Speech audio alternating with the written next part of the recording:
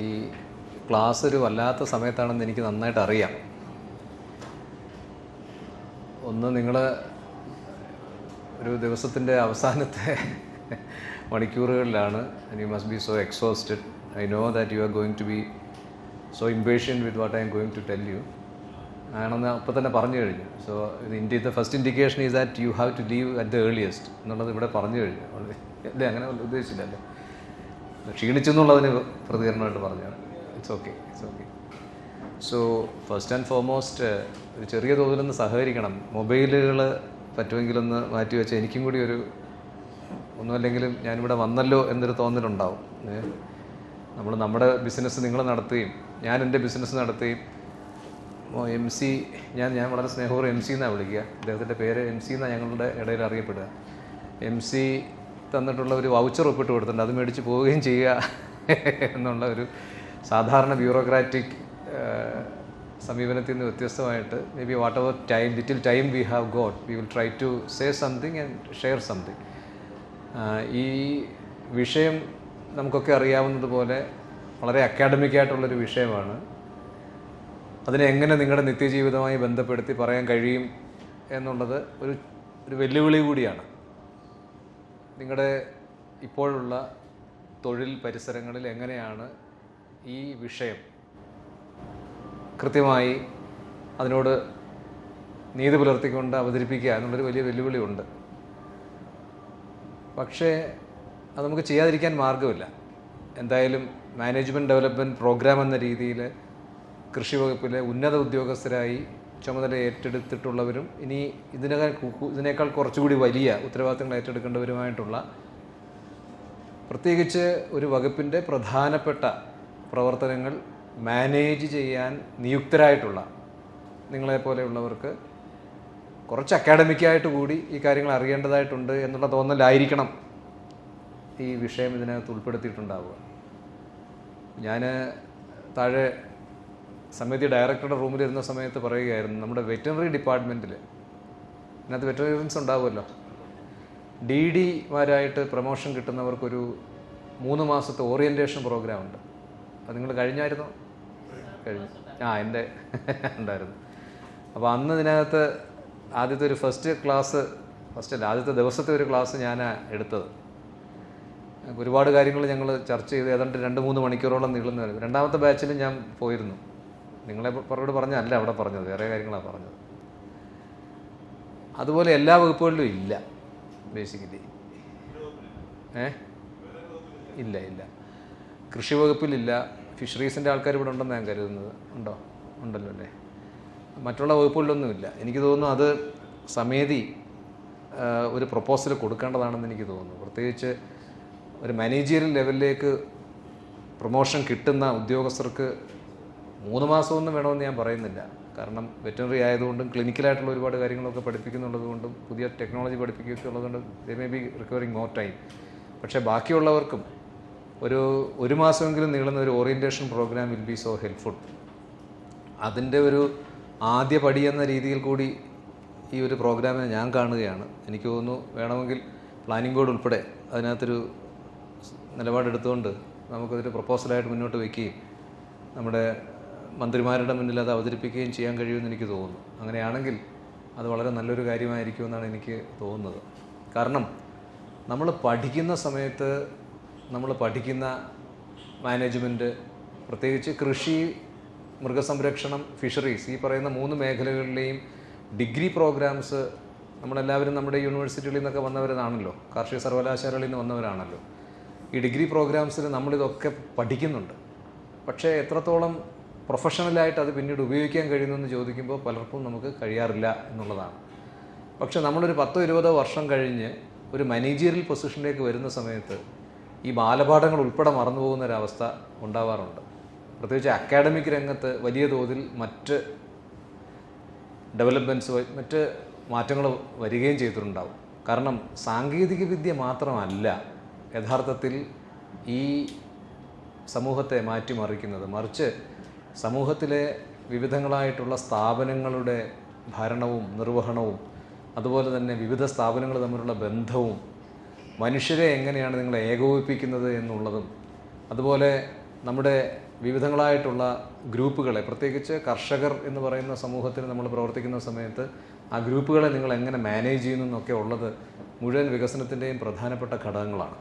അപ്പോൾ അതിലേക്ക് പ്രത്യേകിച്ച് പരിശീലനമൊന്നും ലഭിക്കാതെ, അതിനകത്ത് നമുക്കൊന്നും ചെയ്യാൻ കഴിയാതെ, നമ്മുടെ റിസോഴ്സസ് എങ്ങനെ ഉപയോഗിക്കണം എന്ന് കൃത്യമായി ഒരു ധാരണയില്ലാതെ ഈ രംഗത്ത് പ്രവർത്തിക്കുന്നത് സാങ്കേതിക വിദഗ്ധനുമല്ല, അതേസമയം മാനേജ്മെൻറ്റ് വിദഗ്ധനുമല്ല, ഒന്നുമല്ലാത്ത വിധത്തിൽ നമുക്ക് ഈ മുഴുവൻ വികസന പ്രക്രിയയെ കൈപ്പിടിയിൽ ഒതുക്കാൻ കഴിയാത്ത ഒരു സ്ഥിതിയിലേക്ക് പോകുന്നതായിട്ട് ഞാൻ കണ്ടിട്ടുണ്ട്. അതിനകത്ത് എന്തെങ്കിലും വിയോജനക്കുറിപ്പുണ്ടെങ്കിൽ നിങ്ങൾ പറയണം, വിയോജിപ്പുണ്ടെങ്കിൽ പറയണം. പക്ഷെ നമ്മുടെ ഈ വികസന വകുപ്പുകളിൽ, പ്രത്യേകിച്ച് കൃഷി അനുബന്ധ വികസന വകുപ്പുകളിൽ വളരെ നല്ല പ്രതിഭകൾ ആണ് വരുന്നത്, ആദ്യം തുടങ്ങുന്നത്. പക്ഷേ കുറച്ചുകൂടി കഴിയുമ്പോൾ ആ പ്രതിഭാവിലാസം ഒന്നും പ്രകടിപ്പിക്കാൻ പറ്റാത്ത വിധത്തിൽ നമ്മൾ സാധാരണഗതിയിൽ റുട്ടീനൈസ്ഡായി പോകുന്ന ഒരു പ്രശ്നം നമ്മൾ കാണുന്നുണ്ട്. അപ്പോൾ അതുകൊണ്ട് തന്നെ ഈ പരിശീലന പരിപാടി അത്തരത്തിൽ റിഫ്രഷിംഗ് ആയിട്ടുള്ള പരിശീലന പരിപാടി ആയിരിക്കുമെന്നാണ് ഞാൻ കരുതുന്നത്. So we don't have much time to spare. അപ്പോൾ അതുകൊണ്ട് നമുക്ക് ഈ പറഞ്ഞിട്ടുള്ള വിഷയത്തെക്കുറിച്ച് വളരെ കുറച്ച് മാത്രം, ചില കാര്യങ്ങൾ മാത്രം നിങ്ങളുടെ അറിവിലേക്ക് പൊതുവെ ഉപയോഗിക്കുന്നതിനും നിങ്ങൾക്കിത് എന്തെങ്കിലും തരത്തിൽ പ്രയോജനപ്പെടുമോ എന്ന് സ്വയം ഒന്ന് ആലോചിക്കുന്നതിനും വേണ്ടിയിട്ടുള്ള ഒരു ശ്രമം എന്ന രൂപത്തിൽ മാത്രം ഈ ക്ലാസ്സിനെ കണ്ടാൽ മതി. അതിനപ്പുറത്തേക്ക് so what exactly is strategic planning? So what is strategic planning basically? There are two things. One is planning and the other one is strategy. So there are two components. There is strategy and there is planning. And planning has to be strategic. When do you use a strategy? സ്ട്രാറ്റജിയുടെ മലയാളം എന്താ? തന്ത്രം. തന്ത്രപരമായിട്ടുള്ള ആസൂത്രണം എന്നാണ് പറയുന്നത്. So why should there be a strategy? നമ്മൾ സാധാരണ strategy എന്നുള്ള വാക്ക് എവിടെ ഉപയോഗിക്കുന്നത് പൊതുവെ? വാർ ഫീൽഡിൽ. So there is no direct confrontation in a war അല്ലേ? പിന്നെ നമ്മൾ ഉപയോഗിക്കുന്നത് എന്താ? ചെസ്സ് പോലെയുള്ള കളികളിൽ, ഫുട്ബോളിൽ അല്ലേ തന്ത്രങ്ങളെന്ന് ഉപയോഗിക്കുന്നത്. എന്തുകൊണ്ടാണ് തന്ത്രം എന്നുള്ള വാക്ക് ഇവിടെ ഉപയോഗിക്കാൻ കാര്യം എന്താ? Why don't you do it straight away? Why don't you Kombat straight away? Why do you go for A strategy? Strategy requires some kind of manipulation, isn't it? Strategy requires a different kind of approach. You may not be able to accomplish an objective directly. You may have to go for a different way of thinking, which is different from that of the opponent. എന്തെങ്കിലല്ലേ പറ്റൂ strategy? അയാൾക്ക് ഒരിക്കലും അനുഭവപ്പെടാൻ സാധ്യമല്ലാത്തതും അയാൾക്ക് ഒരിക്കലും പ്രതീക്ഷിക്കാൻ സാധ്യമല്ലാത്തതുമായിട്ടുള്ള ഒരു നിലപാട് നിങ്ങൾ സ്വീകരിച്ചെങ്കിൽ അത് തന്ത്രമാവത്തുള്ളൂ അല്ലേ? Your strategy is known to the other guy, the opponent, then there is no point of having any strategy at all. So he may have counter strategies, that way speaking. So strategy is something which is very unique and strategy is very contextual. ഇപ്പം guerrilla വാർഫെയറിനെ കുറിച്ച് നമ്മൾ പറയുന്നു. Guerrilla warfare എപ്പോഴാണ് വേണ്ടി വരിക? Guerrilla strategy ആണല്ലേ എന്താ warfare വേണ്ടി വരിക? ഡയറക്റ്റായിട്ട് ചെയ്യാൻ കഴിയാത്ത സമയത്ത് ഒളിസങ്കേതങ്ങളിൽ ഇരുന്നു കൊണ്ട് ഏറ്റവും വൾണറബിൾ ആയിട്ടുള്ള സ്ഥലങ്ങളിൽ സ്ട്രൈക്ക് ചെയ്യുക, അല്ലെങ്കിൽ പ്രഹരശേഷി അല്ലെ പ്രഹരിക്കുക എന്നുള്ളതാണ് ഉദ്ദേശിക്കുന്നത്. വലിയ ടാങ്കും വിമാനമൊക്കെ ആയിട്ട് വരുന്ന സമയത്ത്, അല്ലെങ്കിൽ ഒരു വലിയ കപ്പൽപ്പട വരുന്ന സമയത്ത് സ്ട്രാറ്റജിക് ആയിട്ടുള്ളൊരു സ്ഥലത്ത്, വൾണറബിൾ ഉള്ളൊരു സ്ഥലത്ത് ഒരു സബ്മറൈൻ ഉപയോഗിച്ച് തകർക്കുന്ന strategy, that kind of a thing. So strategy basically is something which we discuss in a warfare, on a war front. And development എന്ന് പറയുന്ന ആ പ്രക്രിയയിൽ, വികസനം എന്ന് പറഞ്ഞ പ്രക്രിയയിൽ, is there any scope for strategy? Is there any scope for strategy? Yes. Why is strategy important in the process of development? Why is it important? It is not only because of resource constraint. These are several other impediments. It is not a smooth sail.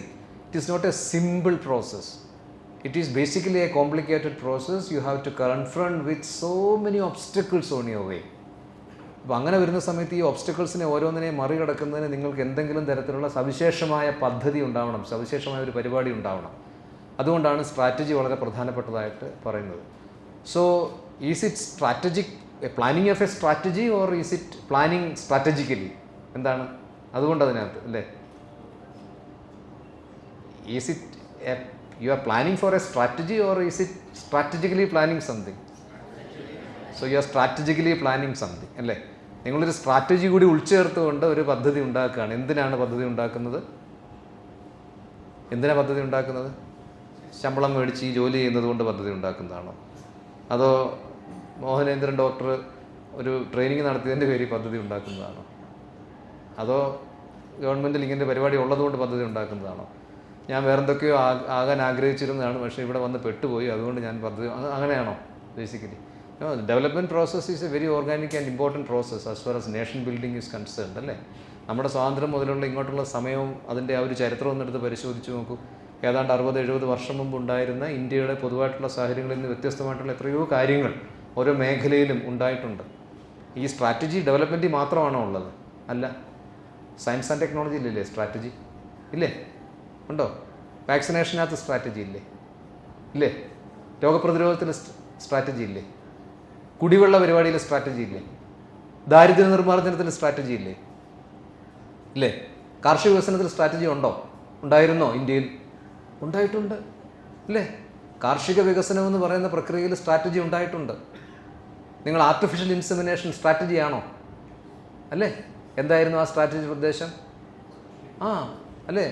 പാലുൽപാദനം വർദ്ധിപ്പിക്കുന്നതിന് എന്ന് പറയുന്ന ലക്ഷ്യം മുൻനിർത്തി എന്തൊക്കെ ചെയ്യാൻ കഴിയുമെന്ന് നോക്കിയപ്പോൾ അതിനകത്തുണ്ടായൊരു തന്ത്രമാണ് യഥാർത്ഥത്തിൽ അത്, അല്ലേ?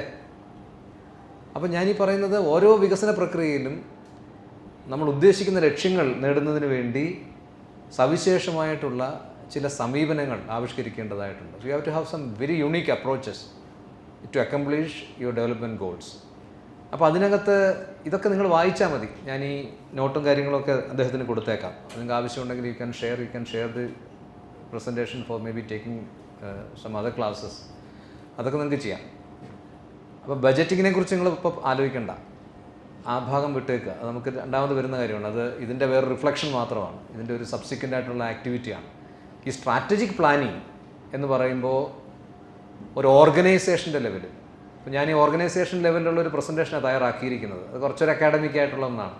പക്ഷേ നമ്മൾ നമ്മുടെ വ്യാപരിക്കുന്ന മണ്ഡലത്തിൽ എന്ത് തരത്തിലുള്ള സ്ട്രാറ്റജിക് പ്ലാനിങ്ങിനാണ് സാധ്യത? എന്ത് തരത്തിലുള്ള സ്ട്രാറ്റജിക് പ്ലാനിങ്ങിനാണ് സാധ്യത? നിങ്ങളുടെ ഓർഗനൈസേഷൻ എന്ന് പറയുമ്പോൾ നിങ്ങൾ ഇപ്പോൾ ജോലി ചെയ്യുന്ന സ്ഥാപനം എന്ന രീതിയിൽ ആ ഓർഗനൈസേഷനെ എടുക്കാം. അതിനപ്പുറത്തേക്ക് നിങ്ങൾ ജോലി ചെയ്യുന്ന മേഖല എന്ന രീതിയിൽ അതിനെ എടുക്കാം, അല്ലേ? നിങ്ങളുടെ പ്രധാനപ്പെട്ട വകുപ്പ് എന്ന രീതിയിൽ അതിനെ എടുക്കാം. ഈ വകുപ്പുകളിലൊക്കെ അല്ലെങ്കിൽ നിങ്ങൾ ജോലി ചെയ്യുന്ന സ്ഥലത്ത് ഒരു സ്ട്രാറ്റജിക് പ്ലാനിങ്ങിൻ്റെ ആവശ്യമുണ്ടോ? ബേസിക്കലി സ്പീക്കിംഗ് ഉണ്ടോ? അത് നമ്മൾ സ്കീമൊക്കെ നടപ്പാക്കുന്നവരല്ലേ? സ്കീമൊക്കെ എഴുതി മൂല്യം തരത്തില്ലേ? പിന്നെ എന്ത് സ്ട്രാറ്റജിയുടെ ആവശ്യം വരുന്നുണ്ട്?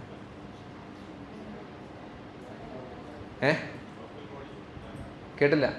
Local bodies are there. അത് ലോക്കൽ പ്ലാനിങ്ങും മറ്റു കാര്യങ്ങളൊക്കെ ഉണ്ട്. ശരി.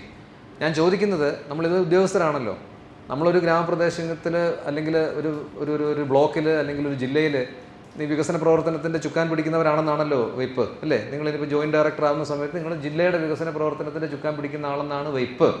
നിങ്ങളവിടെ ചെയ്യുന്നത് ചിലപ്പോൾ താഴെയുള്ളവരെ ചിലപ്പോൾ വഴക്ക് പറയുകയോ അല്ലെങ്കിൽ റിപ്പോർട്ട് മേടിക്കുകയോ ഒക്കെ പറയുന്നതായിരിക്കും. പക്ഷേ ബേസിക്കലി നിങ്ങൾ എന്താ ചെയ്യുന്നത്? അവിടുത്തെ വികസന പ്രവർത്തനത്തിന് സ്റ്റിയർ ചെയ്യുന്ന, ഡയറക്റ്റ് ചെയ്യുന്ന, ആ പ്രവർത്തനങ്ങൾക്ക് ലീഡർഷിപ്പ് കൊടുക്കുന്ന ഒരു പ്രധാനപ്പെട്ട ഉദ്യോഗസ്ഥനാണ്. നിങ്ങൾ അവിടുത്തെ സ്ട്രാറ്റജിസ്റ്റാണ് ബേസിക്കലി. കൃഷിയെ സംബന്ധിച്ചിടത്തോളം ഒരു ജില്ലയിലെ പ്രിൻസിപ്പൽ അഗ്രികൾച്ചർ ഓഫീസർ വെറും ഓഫീസറാണോ അതോ അയാളൊരു ഡെവലപ്മെൻറ്റ് ഫംഗ്ഷണലാണോ, ഡെവലപ്മെൻറ്റ് പ്രൊഫഷണലാണോ, സ്ട്രാറ്റജിസ്റ്റാണോ? എന്താണ് basically? He's A development professional, അല്ലേ? അതിനു വേണ്ടിയിട്ടല്ലേ അയാളെ അവിടെ ഇരുത്തിയിരിക്കുന്നത്? അയാൾ ഒരു സ്ട്രാറ്റജിസ്റ്റ് അല്ലേ? ആ ജില്ലയിൽ എന്ത് തരത്തിലുള്ള നിലപാടുകളാണ് സ്വീകരിക്കേണ്ടത്, ആ ജില്ലയിൽ എന്ത് തരത്തിലുള്ള പ്രവർത്തനങ്ങളാണ് ആവിഷ്കരിക്കേണ്ടത്, അത് മറ്റൊരു ജില്ലയിൽ നിന്ന് വ്യത്യസ്തമാകുമ്പോൾ നമ്മൾ എന്തുമായിട്ടുള്ള വളരെ വളരെ യൂണീക്കായിട്ടുള്ള മറ്റെന്ത് സമീപനം ചെയ്യും, ഇതൊക്കെ പറയേണ്ട ആളല്ലേ basically speaking. So the most important thing is you have to have a direction. First of all direction in the sense, നിങ്ങൾക്കൊരു ലക്ഷ്യമില്ലാതെ സ്ട്രാറ്റജിയെക്കുറിച്ച് പറയാൻ കഴിയില്ല. രണ്ട് രാജ്യങ്ങൾ തമ്മിൽ യുദ്ധം ചെയ്യുമ്പോൾ പോലും എന്തുണ്ടാവണം? ഒരു ലക്ഷ്യം ഉണ്ടാവണം. എന്താണ് ലക്ഷ്യം? ഏതൊരു ശത്രുവിന് പരമാവധി പ്രയാസങ്ങളുണ്ടാകുന്ന അല്ലെങ്കിൽ പരാജയപ്പെടുത്താൻ കഴിയുന്ന ഒരു ലക്ഷ്യമാണ് നമ്മുടെ ലക്ഷ്യം. വികസനത്തിൽ എന്താ നിങ്ങളുടെ ലക്ഷ്യം? ബേസിക്കലി വികസനത്തിൽ എന്താ ലക്ഷ്യം?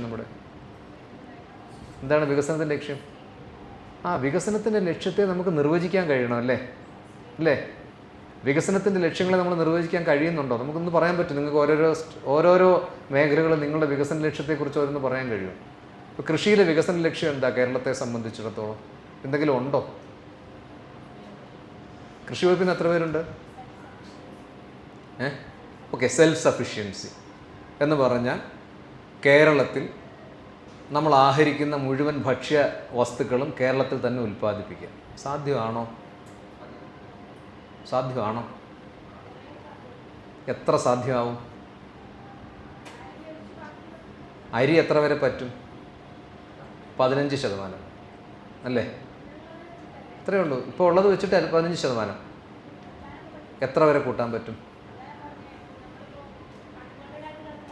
ഓക്കെ, എന്നാലും അത് മുഴുവൻ നോക്കിക്കഴിഞ്ഞാൽ എത്ര വരെ കൂട്ടും? നല്ലൊരു ഉദാഹരണമായി പറയുന്നത്. ഈ സ്ട്രാറ്റജിയിലോട്ട് നമ്മൾ വരിക. ഇല്ല, സെൽഫ് സഫിഷ്യൻസിയാണ് നമ്മുടെ ലക്ഷ്യം.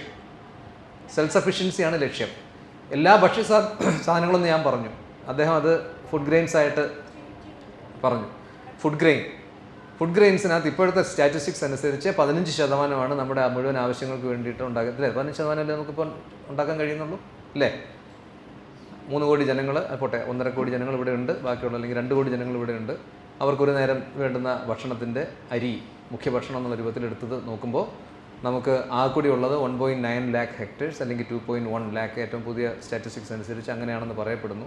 അത് തമ്മിൽ കുറേ തർക്കങ്ങളൊക്കെ ഉണ്ട്. എന്നാൽ 2 ലക്ഷം ഹെക്ടർ എന്ന് പറയാം. ആവറേജ് പ്രൊഡക്ഷൻ എന്ന് പറയുന്നത് ഏതാണ്ട് 4 ടൺ പെർ ഹെക്ടർ അല്ലേ? 4 ടൺ ഇൻറ്റു 2 ലക്ഷം ഈസ് എത്ര?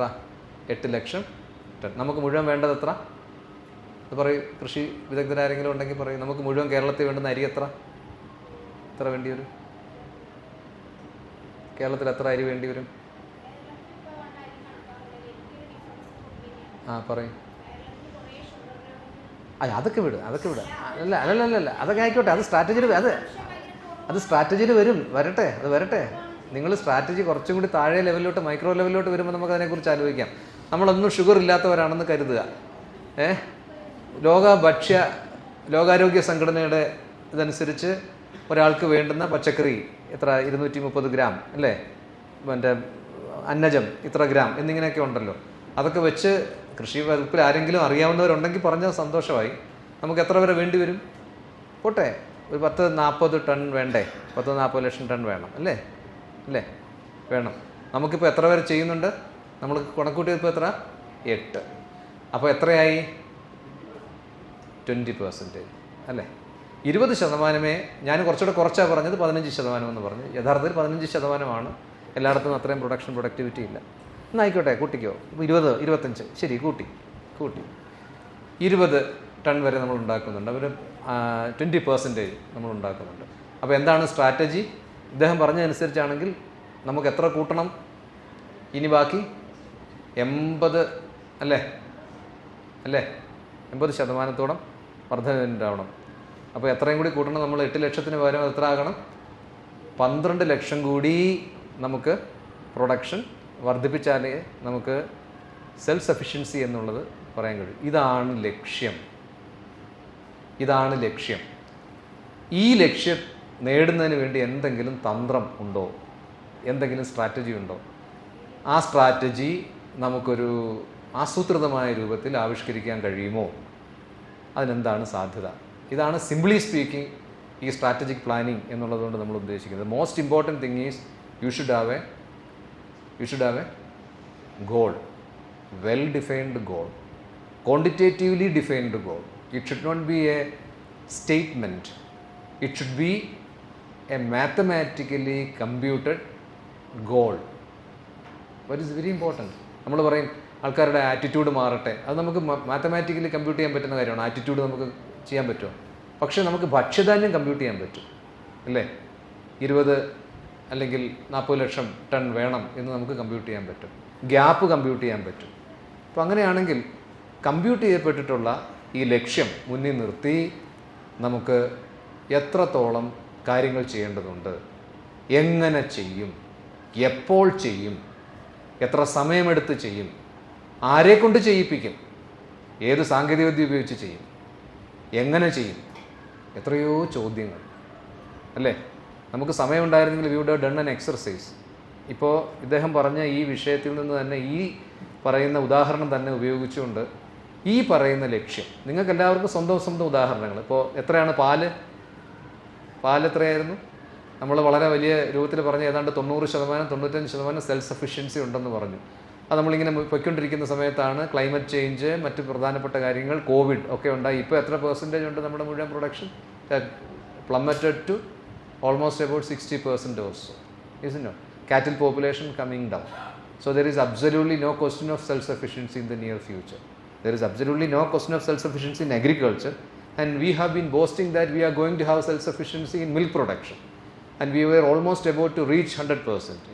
It was almost about 90-95, and we used to try to tell people that maybe within 2 or 3 years we are going to have 100% self-sufficiency in milk. Now, what is the position? Gone down. Is there any need for any specific strategy? വേണോ? വേണ്ടേ നമുക്ക് strategy? 100% വേണ്ട, പഴയതിലേക്ക് തിരിച്ചു കൊണ്ടുവരാൻ വേണ്ടേ? So what is your plan basically? How do you plan this? What would you do? What is the way ahead? നിങ്ങൾക്ക് ഇതിനകത്ത് ഇടപെടാൻ കഴിയുമോ? നിങ്ങളെന്ന് പറയുമ്പോൾ നിങ്ങൾ ഓഫീസർമാരെന്ന രൂപത്തിൽ മാത്രമല്ല, ഞാൻ ഉൾപ്പെടെ. I represent state planning board. അപ്പോൾ നമ്മൾ ഇപ്രാവശ്യം സ്റ്റേറ്റ് പ്ലാനിംഗ് ബോർഡിൽ സ്റ്റാറ്റിസ്റ്റിക്സ് എടുത്ത് പരിശോധിക്കുന്ന സമയത്ത് ഈ പ്രൊഡക്റ്റീവ് സെക്ടറിൽ ഈ സമീപകാലത്തൊന്നും നമുക്ക് ഉദ്ദേശിക്കുന്ന മാതിരിയുള്ള വലിയ വളർച്ച കൈവരിക്കാൻ കഴിയുന്നില്ല. എന്ത് ചെയ്യാൻ കഴിയും? പ്രധാനപ്പെട്ട ചോദ്യമല്ലേ. പുതിയ സ്കീമുകൾ, പ്ലാനിംഗ് ബോർഡ് അതിനെക്കുറിച്ച് ആലോചിക്കുമ്പോൾ ആദ്യം ആലോചിക്കുന്നത് ഇതൊക്കെ ചെയ്യാൻ പറ്റുന്ന വിധത്തിൽ പുതിയ സ്കീമിന് വല്ല സാധ്യതയുണ്ടോ, അല്ലേ? സ്കീമുകൾ കൊണ്ട് മാത്രം നമുക്കത് നേടാൻ കഴിയണമെന്ന് നിർബന്ധമില്ല, അല്ലേ?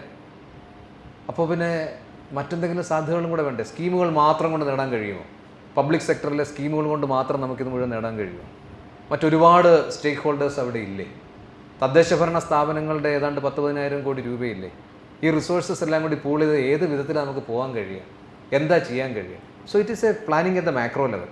So when it distils down to the micro level, you should also have micro level plans to do this. വേണ്ടേ?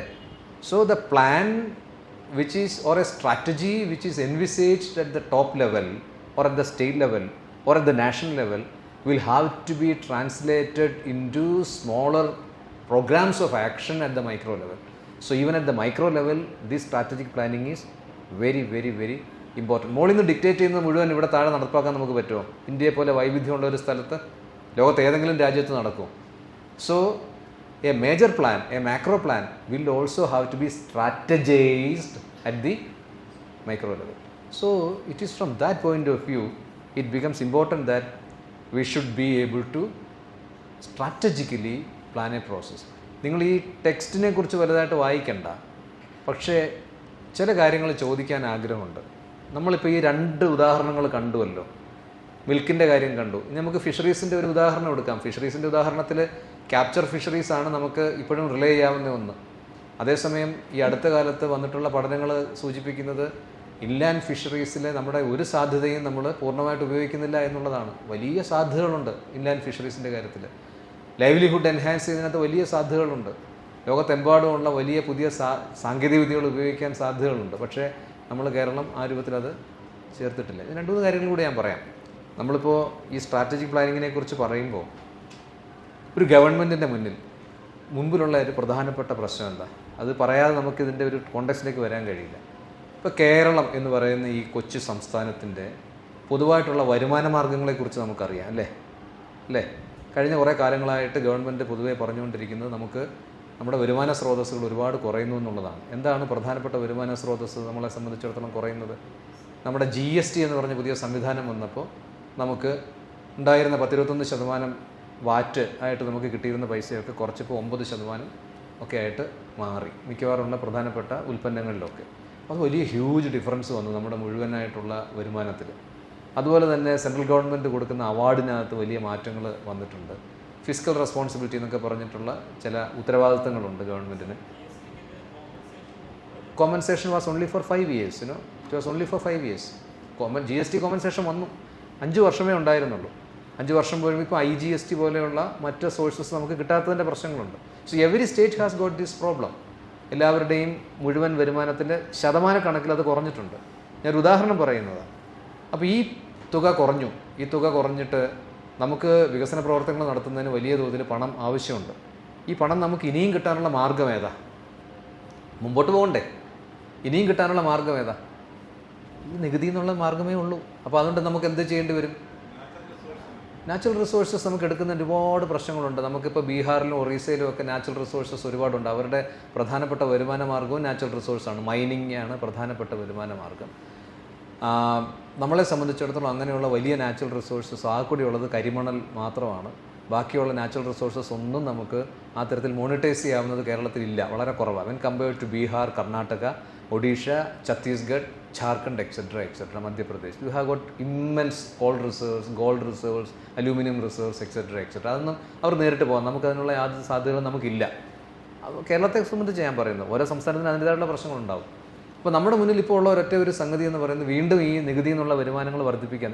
എങ്ങനെ നികുതി വരുമാനം വർദ്ധിപ്പിക്കാൻ പറ്റും? GST തന്നെ ഉള്ളൂ അല്ലേ? GST നമുക്ക് എങ്ങനെ വരുമാനം കിട്ടുക? കൂടുതൽ ഉൽപ്പാദിപ്പിക്കാതെ വേറെ മാർഗ്ഗമില്ല, കൂടുതൽ ഉൽപ്പന്നങ്ങൾ ഉണ്ടാക്കാതെ വേറെ മാർഗ്ഗമില്ല. അപ്പോൾ ഞാൻ പറഞ്ഞു വന്നത്, അടുത്ത ഒരു ബജറ്റിൽ ഒരു 10 ലക്ഷം അല്ലെങ്കിൽ ഒരു 10,000 കോടി രൂപ കൂടി, അല്ലെങ്കിൽ 20,000 കോടി രൂപ കൂടി, 30,000 കോടി രൂപ കൂടി വർദ്ധിപ്പിച്ച് നമ്മുടെ മുഴുവൻ സംസ്ഥാന ബജറ്റിൻ്റെ ആ മുഴുവൻ തുക വർദ്ധിപ്പിക്കണം എന്ന് ഗവൺമെൻറ് ആഗ്രഹിച്ചാൽ എവിടെ നിന്നൊക്കെ ധനസമാഹരണം നടത്താൻ കഴിയും? ഒരുപാട് ലിമിറ്റേഷൻസ് ഉണ്ട്. തനത് വരുമാനം മാത്രമേ ഉള്ളൂ. ആ തനത് വരുമാനം പിരിച്ചെടുക്കണം. പക്ഷേ ആ പിരിച്ചെടുക്കുന്നതിനും നമുക്ക് നികുതി ഇനത്തിൽ കൂടുതൽ തുക കിട്ടേണ്ടതായിട്ടുണ്ട്. എന്താ മാർഗം? സ്ട്രാറ്റജിക് പ്ലാനിങ്ങിൻ്റെ ആവശ്യം വരുന്നുണ്ട് അല്ലേ? എന്താ മാർഗം? ഉൽപ്പാദനം വർദ്ധിപ്പിക്കുക, ഉൽപ്പന്നങ്ങൾ കൂടുതൽ ഉണ്ടാക്കുക, എൻ്റർപ്രൈസസ് കൂടുതൽ ഉണ്ടാക്കുക.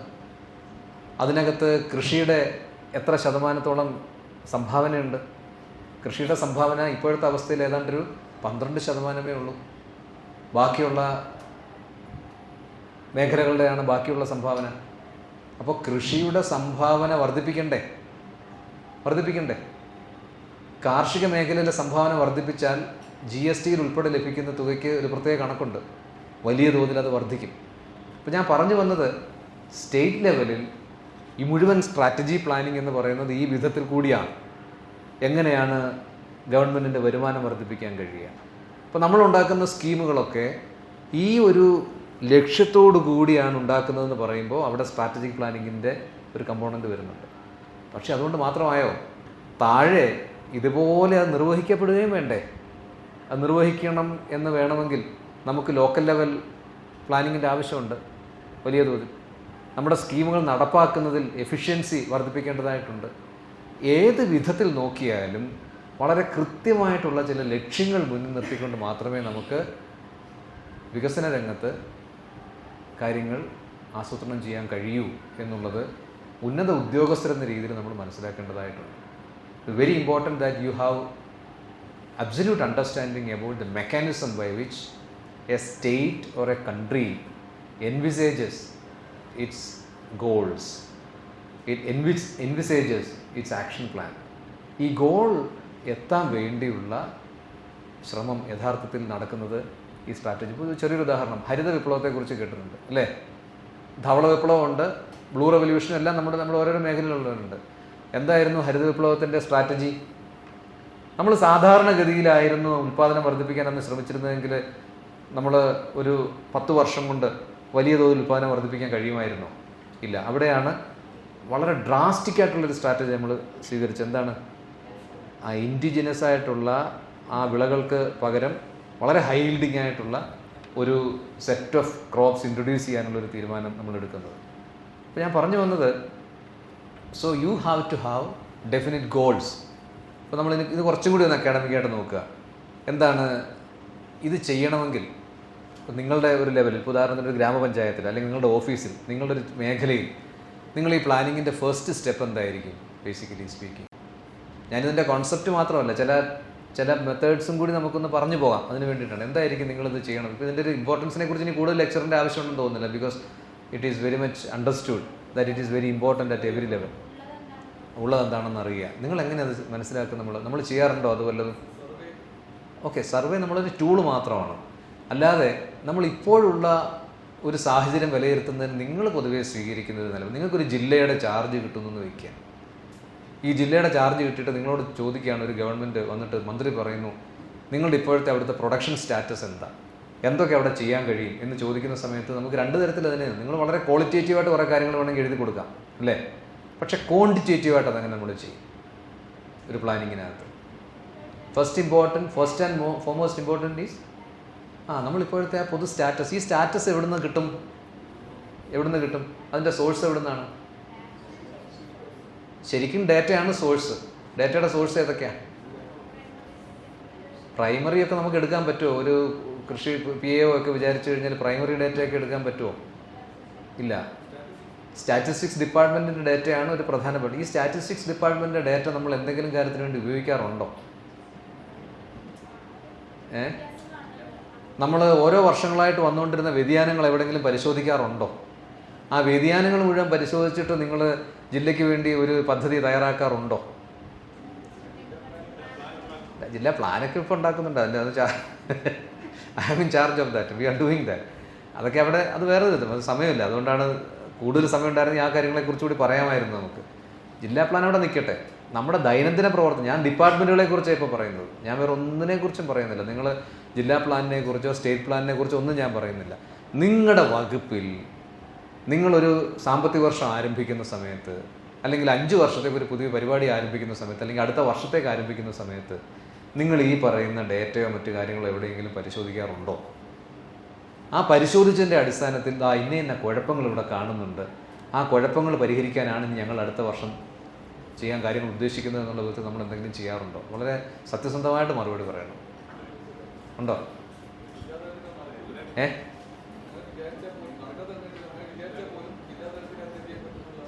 അല്ല, ജില്ലാതലത്തിൽ ചെയ്യാൻ പറ്റായിരിക്കുമൊന്നുമില്ല. അതിനുള്ള സംവിധാനങ്ങളൊക്കെ നമുക്കുണ്ട്. പക്ഷേ സ്കീമുകളുടെ ഒരു പൊതു സ്വഭാവം അങ്ങനെയല്ല.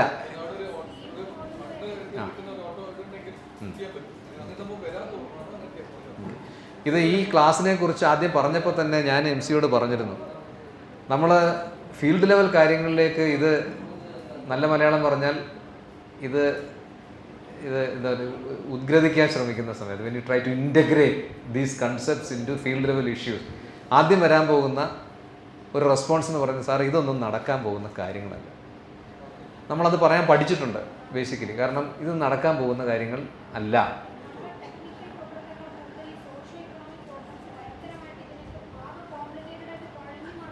അതെ അതെ അതെ അതെ അവിടെയാണ് സ്ട്രാറ്റജി കൂടുതലായിട്ട് വേണ്ടി വരിക.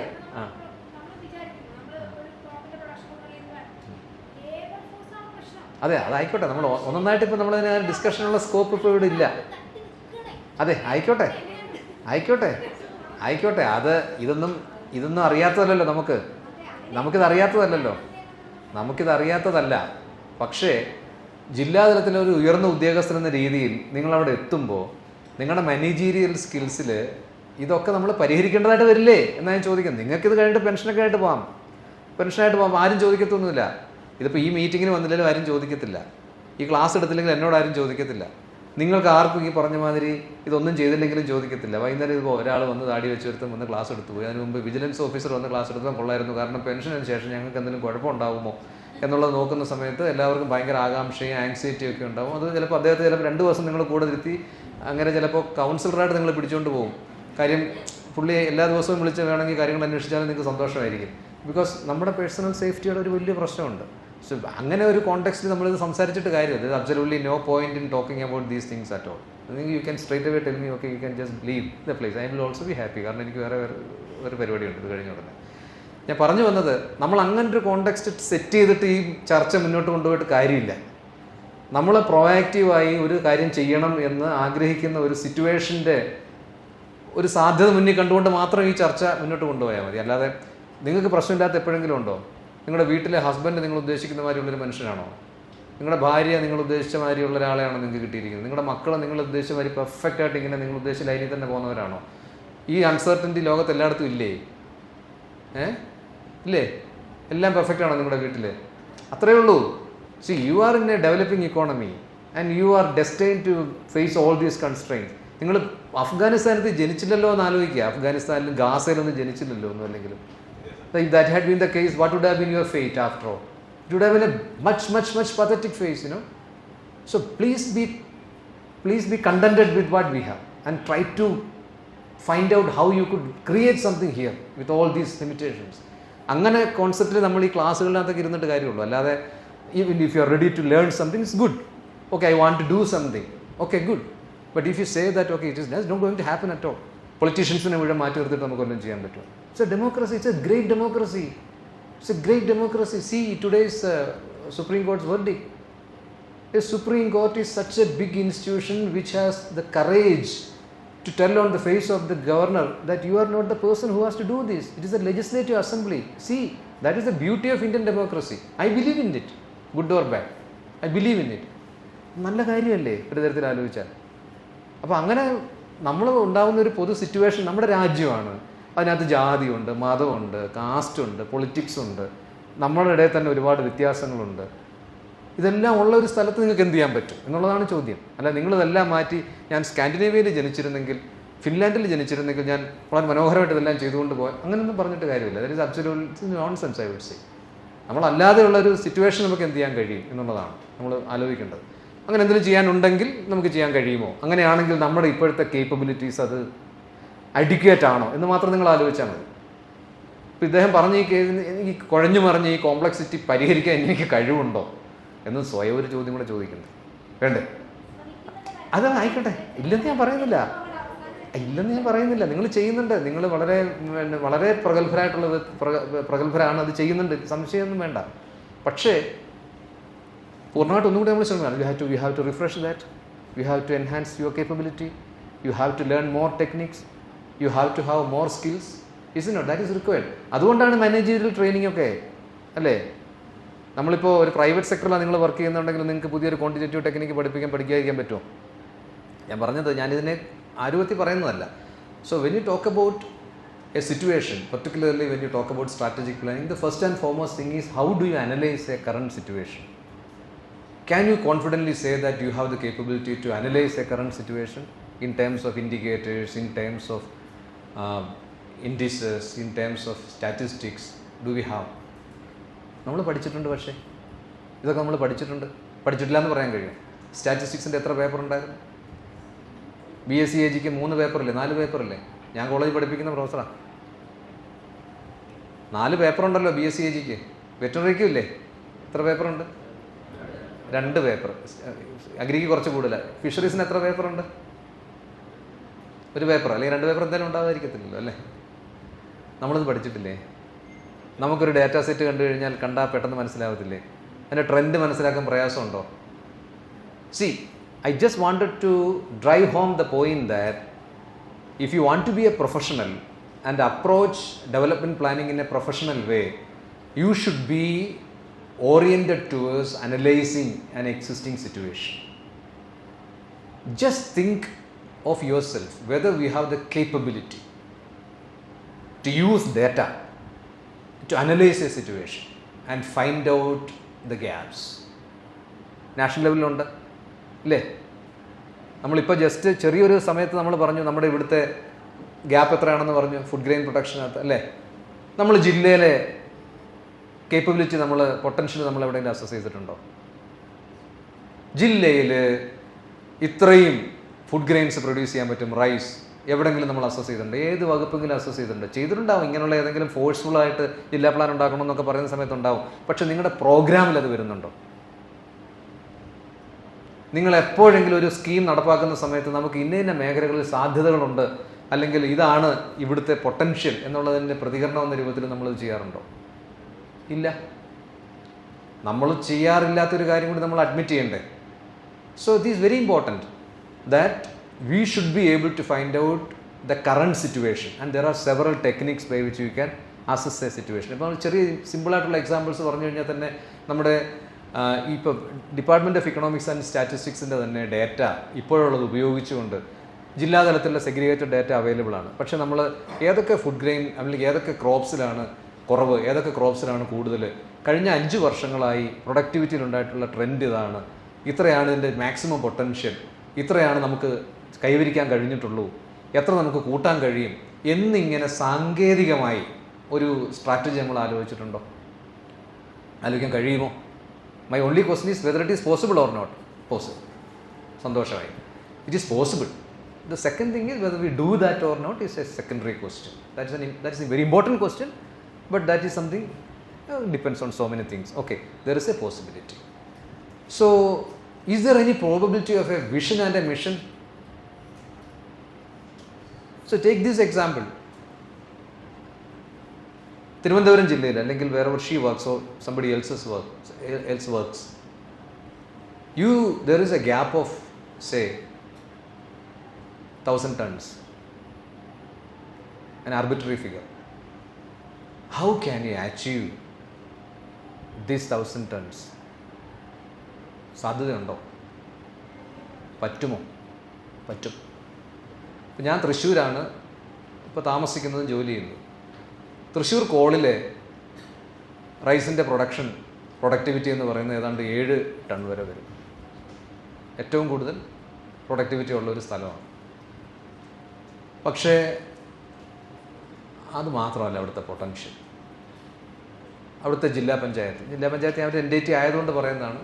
കഴിഞ്ഞ ഗവൺമെൻറ് ഇരുന്ന സമയത്തും ഇതിനെക്കുറിച്ച് വളരെ സീരിയസ് ആയിട്ട് ആലോചിച്ച സമയത്ത് എന്നാൽ ഡബിൾ കോളിനെ കുറിച്ച് ആലോചിച്ചൂടെ? കോള് ഒറ്റ തവണ മാത്രം കൃഷി ചെയ്യുന്നതാണ്. ഒരിക്കൽ കൂടി അത് സ്ട്രാറ്റജി ഉണ്ടാക്കും പറ്റുമോ? അങ്ങനെ നമുക്ക് 100,000 പ്രശ്നങ്ങളായി. എന്താ, വെള്ളം വറ്റിക്കാൻ പറ്റുമോ? അവിടെ ചുണ്ണാമ്പ് കൊടുക്കാൻ കഴിയുമോ? പാടശേഖര സമിതികൾ മുന്നോട്ട് വരുമോ? എന്നിങ്ങനെയൊക്കെയുള്ള 100,000 ചോദ്യങ്ങൾ. പക്ഷേ ഒരു പരീക്ഷണം എന്ന രീതിയിൽ ഇവർ ചെയ്തു നോക്കാൻ ശ്രമം നടത്തി. സസ്റ്റെയിൻ ചെയ്തില്ല, പാർഷ്യലി മറ്റ് പ്രശ്നങ്ങളൊക്കെ ഉള്ളതുകൊണ്ട്. There was an attempt. So that year the production had increased. കോളെന്ന് പറയുന്ന വിശാലമായിട്ടുള്ള പാടശേഖരത്തിൽ ഒരിക്കൽ കൂടി കൃഷി ചെയ്യാൻ കഴിഞ്ഞാൽ ആ പ്രദേശത്തിൻ്റെ ഉൽപ്പാദനം ഇരട്ടിയിലാക്കാൻ കഴിഞ്ഞില്ലെങ്കിലും ഏതാണ്ട് ഒരു പകുതിയോളമെങ്കിലും വർദ്ധിപ്പിക്കാൻ കഴിയും.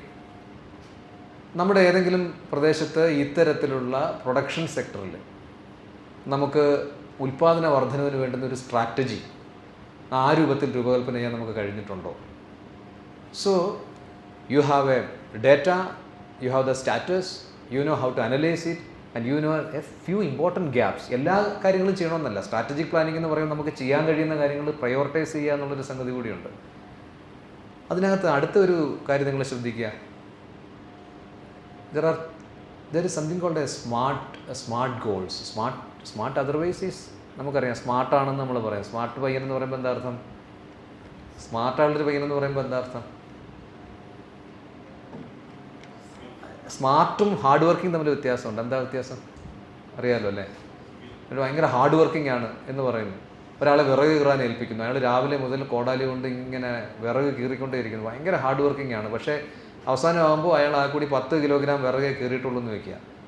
അതേസമയം വേറൊരുത്തൻ ഒരു ഇലക്ട്രിക് സോ അല്ലെങ്കിൽ ഒരു യന്ത്രം കൊണ്ടുവന്ന് വളരെ കുറച്ച് സമയത്തിനുള്ളിൽ അത്രയും തന്നെ ഔട്ട്പുട്ട് ഉണ്ടാക്കുകയാണെങ്കിൽ ആരാ smart?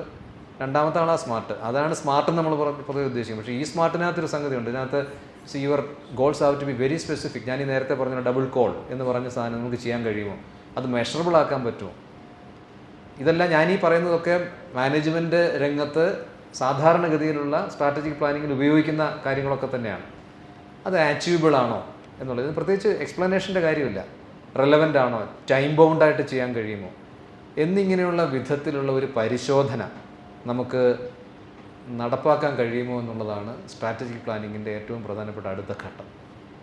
And the fourth one is yet more important, that is you have to have some strategic initiatives. ഞാനൊരു ചെറിയ ഉദാഹരണം പറയാം. കേരളത്തിൽ നമ്മൾ അടുത്ത നവംബർ ആവുന്നതോടുകൂടി കേരളത്തിനെ എക്സ്ട്രീം പോവർട്ടി ഇല്ലാത്ത സംസ്ഥാനമായിട്ട് പ്രഖ്യാപിക്കാൻ തീരുമാനിക്കുക. പ്ലാനിംഗ് ബോർഡൊക്കെ അതിനകത്ത് ഒരുപാട് സംഭാവന കൊടുത്തിട്ടുണ്ട്. എക്സ്ട്രീം പോവർട്ടി എന്ന് പറയുമ്പോൾ മൾട്ടി ഡയമെൻഷണൽ പോവർട്ടിയിൽ UN നമ്മുടെ കലോറി വാല്യൂ വെച്ചിട്ട് ഒരാൾക്ക് എത്ര കലോറി ഊർജം ഓരോ ദിവസവും വേണം എന്നുള്ളത് സംബന്ധിച്ചുണ്ടാക്കിയിട്ടുള്ള എസ്റ്റിമേറ്റിൻ്റെ അടിസ്ഥാനത്തിൽ അതിനുശേഷം മൾട്ടി ഡയമെൻഷനാകുമ്പോൾ അത് ഭക്ഷ്യവസ്തുക്കളുടെ ലഭ്യത മാത്രമല്ല, മറിച്ച് നിങ്ങളുടെ ബാക്കിയുള്ള സാമൂഹ്യ സുരക്ഷ മറ്റു കാര്യങ്ങളെല്ലാം ചേർന്ന് മൾട്ടി ഡയമെൻഷൻ പോവർട്ടി. അതിൻ്റെ അടിസ്ഥാനത്തിലാണ് നമ്മൾ എക്സ്ട്രീം പോവർട്ടി തയ്യാറാക്കിയിരിക്കുന്നത്. 64,004 കുടുംബങ്ങൾ കേരളത്തിൽ എക്സ്ട്രീം പോവർട്ടിയിൽ ഉണ്ട് എന്ന് നമുക്കിപ്പോൾ അറിയാം. ഈ 64,004 പേരുടെയും കൂടി പോവർട്ടി ഒഴിവാക്കി കഴിഞ്ഞാൽ കേരളത്തിന് ഒരു ടാർഗറ്റ് അച്ചീവ് ചെയ്യാൻ പറ്റും. ഏത് ടാർഗറ്റാണെന്നറിയാമോ? നമ്മൾ അന്ന് പറഞ്ഞ സസ്റ്റൈനബിൾ ഡെവലപ്മെൻറ്റ് ഗോൾസിലെ ആദ്യത്തെ ടാർഗറ്റ് എന്താണ്? പോവർട്ടി ഇറാഡിക്കേഷൻ എന്ന് പറയുന്ന ആദ്യത്തെ ടാർഗറ്റ് നേടുന്ന ആദ്യത്തെ സംസ്ഥാനമായിട്ട് കേരളം മാറും. ഇത് ഗവൺമെൻറ്റിൻ്റെ വിഷനാണോ? ആണ്. ആ വിഷൻ നടപ്പാക്കാൻ എന്താ ചെയ്യാൻ കഴിയുക? എക്സ്ട്രീം പോവർട്ടി ഇറാഡിക്കേറ്റ് ചെയ്യണം. ഒരു സ്കീം വെറുതെ അങ്ങ് നടത്തി തീർത്ത് കഴിഞ്ഞാൽ അത് ചെയ്യാൻ പറ്റുമോ? So they took A different turn. Very specifically find out the house holds which are extremely poor. 64,004 വരെ കണ്ടുപിടിച്ച് എന്താണ് അടുത്ത സ്ട്രാറ്റജി, അല്ലെങ്കിൽ അടുത്ത പ്ലാൻ ഓഫ് ആക്ഷൻ എന്താണ്, അടുത്ത ഇനിഷ്യേറ്റീവ് എന്താണ്? ഇവരുടെ മൾട്ടി ഡയമെൻഷണൽ പോവർട്ടിയുടെ ഓരോ ആസ്പെക്റ്റ് നോക്കുന്നു. ഡാറ്റാബേസ് ഉണ്ടാക്കിയിട്ടുണ്ട്. ആ ഡാറ്റാബേസിൽ ഈ പറയുന്ന വീട്, രവീന്ദ്രൻ എന്ന് പറയുന്ന ആളുടെ വീട്ടിൽ എന്തൊക്കെ ആസ്പെക്റ്റിലാണ് മൾട്ടി ഡയമെൻഷണൽ പോവർട്ടിയുടെ എന്തൊക്കെ പ്രശ്നങ്ങളാണ് അവശേഷിക്കുന്നത് ഒന്നൊന്നായിട്ട് അറിയാൻ പറ്റും. അയാളുടെ കിടപ്പ് രോഗിയാണ്, അയാൾക്ക് ജോലിക്ക് പോകാൻ കഴിയുന്നില്ല. കിടപ്പ് രോഗിയാകുമ്പോൾ ആദ്യം എന്താ വേണ്ടത്? അയാൾക്ക് നിരന്തരമായ വൈദ്യസഹായം വേണം. വൈദ്യസഹായം ആര് കൊടുക്കും? വൈദ്യസഹായം അവിടുത്തെ പബ്ലിക് ഹെൽത്ത് സെൻറ്റർ നിർബന്ധമായും കൊടുക്കണം എന്ന് തീരുമാനിക്കുന്നു. അവിടുത്തെ ഡോക്ടർ അവിടെ പോകുന്നു, അവിടുത്തെ ലോക്കൽ ബോഡി ഇടപെടുന്നു, അവിടുത്തെ വോളണ്ടിയറെ നിശ്ചയിക്കുന്നു, അവർക്കത് വരുന്നത് എന്നുള്ളത് മോണിറ്റർ ചെയ്യാനുള്ള സംവിധാനം ഉണ്ടാക്കുന്നു. സെൻട്രലൈസ്ഡ് ആയിട്ട് ഇവർക്കത് കിട്ടുന്നുണ്ടെന്നുള്ളത് ഉറപ്പുവരുത്തുന്നു. അടുത്തത്, അയാൾക്ക് ലൈവ്ലിഹുഡ് ഇല്ല, അയാൾക്ക് മറ്റ് സംവിധാനങ്ങളില്ല. അയാളുടെ മക്കൾ വളരെ ചെറിയ പ്രായമാണ്, അവർക്ക് പഠിക്കാൻ പോകുന്നുണ്ട്, വേറെ ആരും അവിടെ അന്വേഷിച്ച് മറ്റേ വരുമാനം കൊണ്ടുവരാനുള്ള സംവിധാനമില്ല. അങ്ങനെ വരുന്ന സമയത്ത് അയാൾക്ക് വരുമാനദായകമായിട്ട് എന്തെങ്കിലും കാര്യങ്ങൾ ചെയ്യാൻ കഴിയുമോ എന്ന് നോക്കുന്നു. അയാളുടെ ഭാര്യ, അവർക്ക് ജോലി കിട്ടുന്നില്ല, അങ്ങനെയാണെങ്കിൽ ഏതെങ്കിലും ഒരു സ്ഥലത്ത് അവർക്ക് ജോലി കൊടുക്കാൻ കഴിയുമോ എന്ന് നോക്കുന്നു. അങ്ങനെ മൾട്ടി ഡയമെൻഷണൽ പോവർട്ടിയുടെ എന്തൊക്കെ ഡയമെൻഷൻസ് ഉണ്ടോ ഓരോ ഡയമെൻഷനെയും നിങ്ങൾ ടച്ച് ചെയ്യുന്നു, നിങ്ങൾ സ്പർശിക്കുന്നു. ഓരോ ഡയമെൻഷനുമുള്ള ഓരോ പ്രശ്നവും കൃത്യമായി അഭിസംബോധന ചെയ്യുന്നു. അങ്ങനെ അയാൾ ഓരോ പ്രശ്നവും പരിഹരിക്കുന്നതോടുകൂടി അയാൾ പോവർട്ടി ലൈനിൽ മുകളിലേക്ക് വരുന്നു. ഇതാണ് ഇനിഷ്യേറ്റീവ് എന്നുള്ളതുകൊണ്ട് ഉദ്ദേശിക്കുന്നത്. എത്ര വകുപ്പുകളെ ഒരുമിച്ച് കൊണ്ടുവരേണ്ടി വരുന്നു? ഏതാണ്ട് 12ഓളം വകുപ്പുകളെ ഒരുമിച്ച് കൊണ്ടുവരേണ്ടി വരുന്നു. വീടില്ല അയാൾക്ക്, അപ്പോൾ ലൈഫിൻ്റെ പദ്ധതിയിലേക്ക് അയാളെ മാറ്റുന്നു. അയാൾക്ക് വീട് കൊടുക്കാൻ അയാളുടെ പ്രയോറിറ്റി ഫിക്സ് ചെയ്യുന്നു. മറ്റുള്ള എല്ലാവരെയും മാറ്റി നിർത്തി ഇയാൾക്ക് വീട് കൊടുക്കണം എന്ന് പറയുന്നു. അപ്പോൾ മറ്റുള്ള വകുപ്പുകളോട് പറയുന്ന സമയത്ത് അവർ പറയുന്നു, ഞങ്ങൾ സ്കോളർഷിപ്പ് കൊടുക്കാൻ തയ്യാറാണ്, ഞങ്ങൾ സൗജന്യ യാത്ര തയ്യാറാണ്. അങ്ങനെ നമ്മുടെ പൊതുവായിട്ടുള്ള പരിതോവസ്ഥ കൊണ്ട് എങ്ങനെ ദാരിദ്ര്യത്തിലേക്ക് ആ കുടുംബം വീണോ ആ ദാരിദ്ര്യത്തിൻ്റെ ഓരോ ഡയമെൻഷനെയും നമുക്ക് ടച്ച് ചെയ്യാൻ കഴിയുന്നു. ആ തരത്തിൽ ആ 64,004 കുടുംബങ്ങളെ ക്രമേണ കൈപിടിച്ചുയർത്തി കൊണ്ടുവരാൻ കഴിയും. ഇതൊരു സ്പെസിഫിക് ഇൻ്റർവെൻഷനാണ്, ശരിയാണ്. പക്ഷേ ദീർഘകാല അടിസ്ഥാനത്തിൽ നോക്കുമ്പോൾ വേറൊരു പ്രശ്നമില്ലേ? എക്സ്ട്രീം പോവർട്ടിയിലെ 64,004 പേര് അങ്ങ് അപ്പുറത്ത് ചാടിയെന്നിരിക്കട്ടെ, ആരും ഇപ്പുറത്തോട്ട് ചാടാൻ സാധ്യതയില്ല എന്ന് പറയാൻ കഴിയുമോ? കുറേയധികം കുടുംബങ്ങൾ താഴോട്ട് വരില്ലേ? അവരിൽ ഇടയ്ക്ക് മാത്രമല്ല, എത്രയോ കുടുംബങ്ങൾ ദാരിദ്ര്യത്തിൻ്റെ ആ ഒരു പ്രശ്നം നേരിടും. ഒരു ആക്സിഡൻറ്റ് നടന്നാൽ സംഭവിക്കുന്ന കാര്യമല്ലേ നിത്യദാരിദ്ര്യത്തിലേക്കുള്ള പോക്ക്, അല്ലേ? അപ്പോൾ അങ്ങനെ വരുന്നവർക്ക് എന്തെങ്കിലും ഒരു കോൺസ്റ്റൻറ്റ് സംവിധാനമുണ്ടോ? അത് അടുത്ത ഒരു സ്ട്രാറ്റജി. അപ്പോൾ ഞാൻ ഈ പറയുന്നത്, നമ്മൾ ഈ എടുക്കുന്ന ഓരോ പ്രവർത്തനത്തിലും നമുക്ക് കൃത്യമായിട്ടുള്ള ഒരു ഇനിഷ്യേറ്റീവ് നമുക്ക് വിഭാവനം ചെയ്യാൻ കഴിയണം എന്നുള്ളതാണ്. വിഭാവനം ചെയ്തു കഴിഞ്ഞാൽ ഇപ്പോൾ ഈ എക്സ്ട്രീം പോവർട്ടിയുടെ കാര്യം തന്നെ ഞാൻ പറയാം.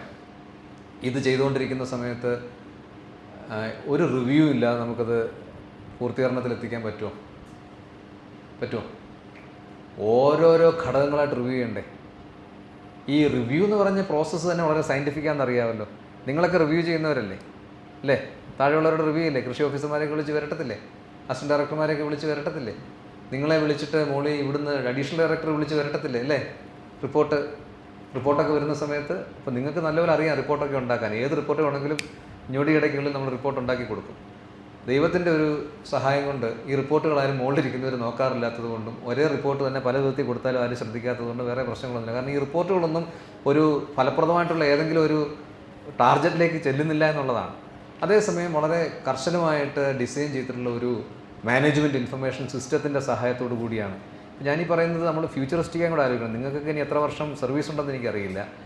പക്ഷേ നാളത്തെ മറ്റന്നാളത്തെ ഒരു തലമുറ, അല്ലെങ്കിൽ കൂടുതലൊന്നും പോണ്ട, 5 വർഷം കഴിയുമ്പോൾ നിങ്ങൾ ഈ പറഞ്ഞിട്ടുള്ള MIS നിന്നുണ്ടാക്കുന്ന റിപ്പോർട്ടുകളുടെ കൃത്യമായിട്ടുള്ള അനാലിസിസ് നിങ്ങളുടെ ഡിപ്പാർട്ട്മെൻറ്റ് ഹെഡിൻ്റെ മുമ്പിൽ വരുന്ന ആർട്ടിഫിഷ്യൽ ഇൻ്റലിജൻസ് ആപ്ലിക്കേഷൻസ് ഒന്നും വിദൂര ഭാവിയിലൊന്നും ഇല്ല, വളരെ അടുത്ത് തന്നെ അതൊക്കെ വരും.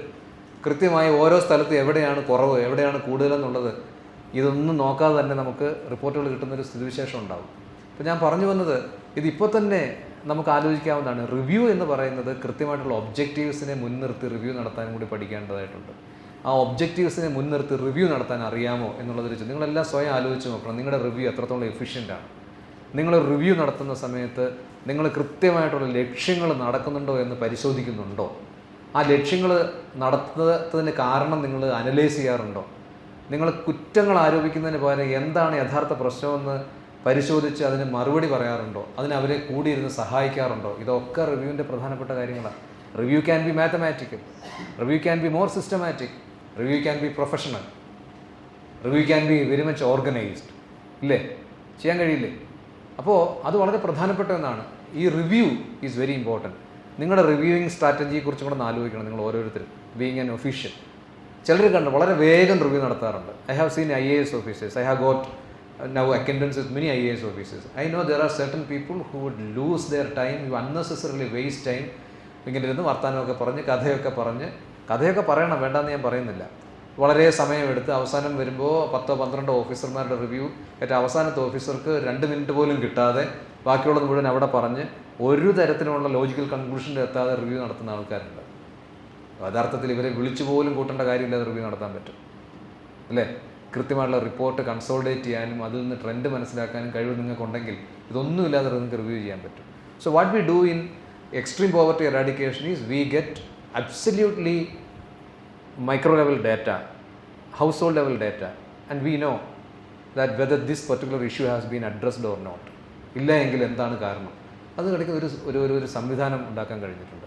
അത്രത്തോളം വിപുലമായ ഒന്നും ഇല്ലെങ്കിൽ പോലും ഒരു ഗ്രാമപഞ്ചായത്തിലോ ഒരു ബ്ലോക്കിലോ ഒരു ജില്ലയിലോ ഒക്കെ കുറച്ചുകൂടി പ്രൊഫഷണലായിട്ടുള്ള റിവ്യൂ സംവിധാനങ്ങൾ, ഇപ്പം സമയമില്ലാത്തതുകൊണ്ട് ഞാൻ അതിനെക്കുറിച്ച് ഒരുപാട് പറയുന്നില്ല.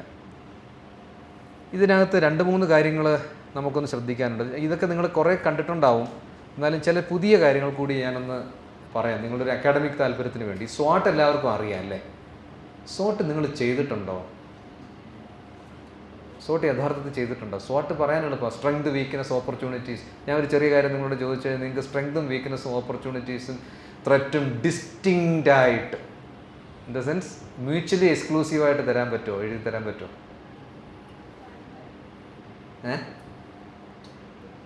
വലിയൊരു പ്രശ്നം സ്ട്രെങ്ത് ചിലപ്പോൾ ഓപ്പർച്യൂണിറ്റി ആയിട്ടും വീക്ക്നെസ് ത്രെറ്റായിട്ടും ഒക്കെ നമ്മൾ കൺസീവ് ചെയ്യും, അല്ലേ? So if you have got any opportunity to learn about more things, try to read this. SWOT is a very simple technique. നമ്മുടെ മുന്നിലുള്ള ഒരു പ്രശ്നം നമ്മൾ പരിശോധിക്കുന്നതിനുള്ള വളരെ മിനിമലായിട്ടുള്ളൊരു ഫ്രെയിംവർക്കാണ്. ഇതൊരു ചെറിയ ചട്ടക്കൂടായത്. ആ ചട്ടക്കൂടിൻ്റെ ഒരു പ്രയോജനം എന്ന് പറയുന്നത് ആ ചട്ടക്കൂട് will give you lot of insights. നിങ്ങളുടെ സ്ട്രാറ്റജി പ്ലാൻ ചെയ്യാനുള്ള ഏറ്റവും പ്രധാനപ്പെട്ട ഒരു ചട്ടക്കൂടാണ് SWOT. ഉദാഹരണത്തിന് നമ്മൾ നേരത്തെ എടുത്തൊരു കാര്യം തന്നെ എടുക്കുക. ആലപ്പുഴ ജില്ലയിൽ നെൽകൃഷി, അല്ലെങ്കിൽ പോട്ടെ കൊല്ലം ജില്ലയിൽ അല്ലെങ്കിൽ പത്തനംതിട്ട ജില്ലയിൽ നെൽകൃഷി. പത്തനംതിട്ടയിൽ നെൽകൃഷി വലുതായിട്ടുള്ള സ്ഥലമല്ല, അവിടെ പ്ലാന്റേഷൻസും മറ്റു കാര്യങ്ങളൊക്കെയാണ്. പത്തനംതിട്ട ജില്ലയിലെ നെല്ല് എന്ന് പറയുന്ന സെക്ടറിനെ നിങ്ങളൊന്ന് SWOT അനാലിസിസിന് വിധേയമാക്കുക, അല്ലെങ്കിൽ നിങ്ങളുടെ പഞ്ചായത്തിനെ SWOT അനാലിസിസിന് വിധേയമാക്കുക. എങ്ങനെ ചെയ്യും അത്? സ്ട്രെങ്ത് എന്തായിരിക്കും? ഇതൊരു ടേബിളാകട്ടോ. The result of a SWOT analysis is what is the outcome of a SWOT analysis? It is a matrix. Matrix എന്ന് പറഞ്ഞാൽ ടേബിളാണ്. ആ ടേബിളിനകത്ത് എന്താ സവിശേഷത? സ്ട്രെങ്ത് പ്രത്യേകം നമുക്ക് അറിയാൻ പറ്റും, അല്ലേ? എന്താണ് സ്ട്രെങ്ത്? എന്തായിരിക്കും? ചെറിയ 2-3 ഉദാഹരണങ്ങൾ മാത്രം നമുക്ക് നോക്കാം. എന്തായിരിക്കും സ്ട്രെങ്ത്? പത്തനംതിട്ട ജില്ലയിലെ അധികം നെൽകൃഷി ഇല്ലാത്ത പത്തനംതിട്ട ജില്ലയിലെ നെൽകൃഷി നിങ്ങൾക്ക് മെച്ചപ്പെടുത്തണം എന്നുള്ളതാണ് എന്നിരിക്കട്ടെ. അത് മെച്ചപ്പെടുത്തുക എന്ന് പറയുമ്പോൾ സയൻറ്റിഫിക്കായിട്ട് ചെയ്യുമ്പോൾ പത്തനംതിട്ടയിൽ ഇപ്പോൾ എത്ര പ്രൊഡ്യൂസ് ചെയ്യുന്നു, എത്രയാണ് ഇനി പ്രൊഡ്യൂസ് ചെയ്യാൻ കഴിയുക, അതിനെന്ത് ചെയ്യാൻ പറ്റും എന്നിങ്ങനെയൊക്കെയുള്ള പ്ലാനിങ് ആണ് സ്ട്രാറ്റജിക് പ്ലാനിങ്. അതിൻ്റെ ഒരു ഫസ്റ്റ് സ്റ്റെപ്പ് ഈ സ്ട്രെങ്ത് എന്താ പത്തനംതിട്ടയിലെ? സ്ട്രെങ്ത് എന്ന് പറഞ്ഞാൽ എന്നായിരിക്കും? ഒന്ന്, you can say it's a fertile place. കൂടുതലും ഫോറസ്റ്റ് സോയിലും മറ്റു കാര്യങ്ങളൊക്കെ. For example, we don't have so much of soil ameliorants. എൻ്റെ ഒന്നും ആവശ്യമില്ല. പ്രോബ്ലം സോയിൽസ് ഒന്നും ഇല്ലാത്ത സ്ഥലമാണ്. സ്ട്രെങ്ത് ആണ്, അല്ലേ? അടുത്ത എന്തായിരിക്കും ഒരു strength? Water availability is A strength. Pathanamthitta ഭയങ്കര വാട്ടർ റിച്ച് ആയിട്ടുള്ളൊരു സ്ഥലമല്ലേ? എനിക്ക് തോന്നുന്നു. ചില സ്ഥലങ്ങൾ കാണുമായിരിക്കും മോശമായിട്ടുള്ള സ്ഥലങ്ങൾ, ഹില്ലി ഏരിയയിൽ ചിലപ്പോൾ വെള്ളമില്ലാത്ത സ്ഥലങ്ങൾ കാണുമായിരിക്കും. പക്ഷേ മെജോറിറ്റി, ഇപ്പോൾ say for example 70% of land in Pathanamthitta has got access to water. Is it a strength? Yes. അല്ലേ? വേറൊരു വലിയ സ്ട്രെങ്ത് എന്താണ് പത്തനംതിട്ടയിലുള്ളത്? എന്താണ്? Say for example raw materials അല്ലെങ്കിൽ ഓർഗാനിക് മാനുവർ മുതലായുള്ള കാര്യങ്ങൾ കിട്ടാൻ എനിക്കറിയത്തില്ല. ഞാനങ്ങനെ സ്ട്രക്ചേർഡായിട്ട് വന്നിട്ട് പറയുന്നൊരു എക്സാമ്പിൾ അല്ലേ, പെട്ടെന്ന് തോന്നി പറയുന്നൊരു എക്സാമ്പിളാണ്. അതൊരു സ്ട്രെങ്താണ്. ഓക്കെ, അവിടെ നിൽക്കട്ടെ. സ്ട്രെങ്ത്. വീക്ക്നെസ്സസ് എന്തായിരിക്കും? അവിടെ ആൾക്കാരില്ല. എന്താ ആൾക്കാരില്ലാത്ത? പത്തനംതിട്ട എന്ന് പറയുന്ന സ്ഥലത്ത് മിക്കവാറും എല്ലാവരും പ്രവാസികളാണ് അല്ലേ?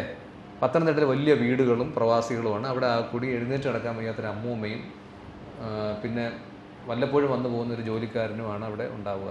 മോസ്റ്റ് ഓഫ് ദ ഹ്യൂമൻ റിസോഴ്സസിൻ്റെ കാര്യത്തിൽ വലിയ പ്രശ്നമുണ്ട്. ലേബർ അവൈലബിലിറ്റിയുടെ പ്രശ്നങ്ങളുണ്ട്. ഫോർ എക്സാമ്പിൾ, ഓപ്പർച്യൂണിറ്റീസ് ഉണ്ടോ അവിടെ പത്തനംതിട്ടയിലല്ലേ?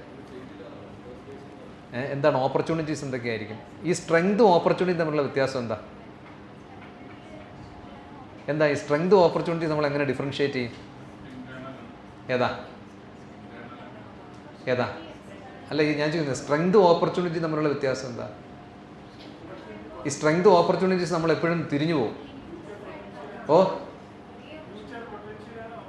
ഓപ്പർച്യൂണിറ്റീസ് സ്ട്രെങ്തിൽ നിലവിലുള്ളതാണ് അല്ലേ? എന്താണ് ഓപ്പർച്യൂണിറ്റീസ്? എന്തായിരിക്കും?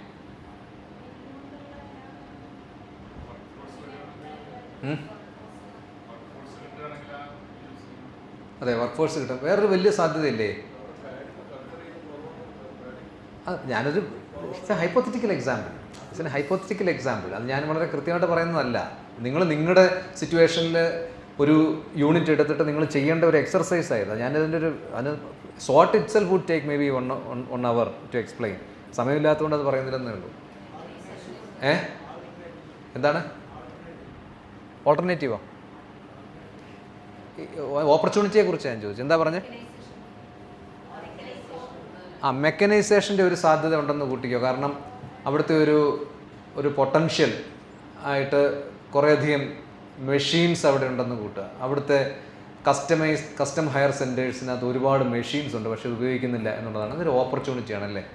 അല്ലേ? ഉണ്ടോ? അതെ, ഫണ്ടിൻ്റെ ഒരു വലിയ സാധ്യതയുണ്ട് അവിടെ. എന്താ, നിങ്ങൾ ഈ നെൽകൃഷി ചെയ്യാൻ തയ്യാറായിട്ടൊരു വർക്ക് ഫോഴ്സിനെ വെച്ചാൽ അവിടെ നിന്ന് പൈസ വേണമെങ്കിൽ തരാൻ തയ്യാറായിട്ടുള്ള ആൾക്കാരുണ്ടാവും. ഞങ്ങളുടെ കൃഷിസ്ഥലം കൃഷി ചെയ്ത് തന്നാൽ മതി, നിങ്ങൾ വേണമെങ്കിൽ അതിൻ്റെ റിട്ടേൺസും എടുത്തോ, പക്ഷേ അതൊന്ന് കൃഷി ചെയ്യണം എന്ന് പറയുന്ന ഒരു സംവിധാനം ഇപ്പോൾ ഉണ്ടായി വരുന്നുണ്ട്. അങ്ങനെ ഉപയോഗിക്കുന്ന ഒരുപാട് എൻ്റർപ്രൈസസും ഉണ്ട് കേട്ടോ, ചെറുപ്പക്കാരുടെ. എനിക്കറിയാവുന്ന നമ്മുടെ വിദ്യാർത്ഥികളായിട്ടുള്ള ചില ആൾക്കാർ അത് എടുത്തിടുന്നത് വളരെ ഗംഭീരമായിട്ട് മുന്നോട്ട് പോകുന്നുണ്ട്. പ്രധാനമായിട്ടും വലിയ ലാൻഡ് ലോഡ്സ്, പ്രത്യേകിച്ച് NRI അങ്ങനെയുള്ള ആൾക്കാരുടെ ലാൻഡ് ഇവിടെ കൃഷി ചെയ്യാൻ, അത് വെറുതെ കിടക്കുന്നതിന് പകരം കൃഷി ചെയ്യാൻ വേണ്ടി കൊടുക്കുന്നതിന് വേണ്ടി അത് ഏറ്റെടുക്കാൻ നമ്മുടെ പഞ്ചായത്തിനൊക്കെ പ്രൊവിഷൻ ഉണ്ട്, പക്ഷേ എല്ലാവരും ചെയ്യാറില്ല. കുടുംബശ്രീക്ക് ഇപ്പോഴും വേണമെങ്കിലും കൊടുക്കാം, ആനുവൽ ക്രോപ്സ് ഏറ്റെടുക്കാം.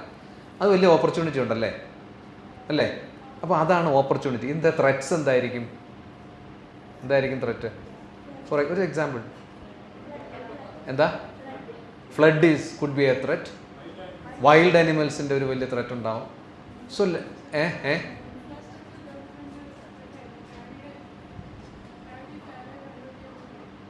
ഓക്കെ അതെ.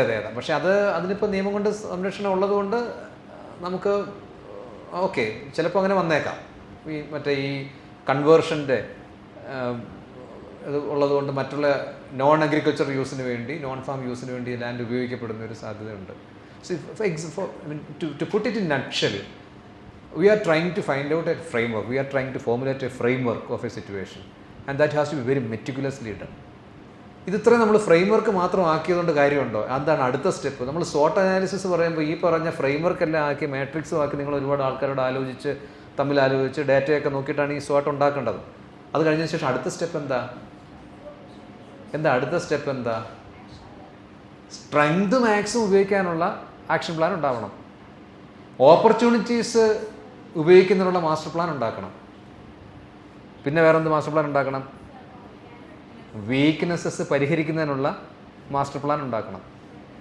അതുപോലെ തന്നെ ത്രെറ്റ്സിനെ കോമ്പാറ്റ് ചെയ്യാനുള്ള പ്ലാനും നമ്മുടെ ഉണ്ടാക്കണം. ഇതൊക്കെ നമുക്ക് ക്വാണ്ടിഫൈ ചെയ്യാൻ പറ്റുമോ? ഇതൊക്കെ ക്വാണ്ടിഫൈ ചെയ്യാൻ പറ്റും. ഇത് നമുക്ക് സ്ട്രക്ചർ കിട്ടി അല്ലേ? ഫ്രെയിംവർക്ക് കിട്ടി. ഇത് നമുക്ക് ക്വാണ്ടിഫൈ ചെയ്യാൻ പറ്റുമോ? ആലോചിച്ച് നോക്കൂ. പറ്റില്ലേ? പറ്റും. ഒക്കെ ക്വാണ്ടിഫൈ ചെയ്യാൻ പറ്റും. ഇതൊക്കെ ക്വാണ്ടിഫൈ ചെയ്യാൻ പറ്റും. ഇതോരോന്നും നമുക്ക് കൃത്യമായി ചെയ്യാവുന്ന കാര്യങ്ങൾ. ഒരു ചെറിയ ഉദാഹരണം മാത്രം പറയാം. ഓപ്പർച്യൂണിറ്റീസാണ് നിങ്ങളെന്താ പറഞ്ഞത്? ഓപ്പർച്യൂണിറ്റീസ് നിങ്ങളെന്താ പറഞ്ഞത്? അന്ന് പറഞ്ഞല്ലോ, നമ്മുടെ കസ്റ്റം ഹയർ മെക്കനൈസേഷനെ കുറിച്ച് പറഞ്ഞു. മെക്കനൈസേഷനും നമുക്ക് ക്വാണ്ടിഫൈ ചെയ്തൂടെ? പറ്റുമോ?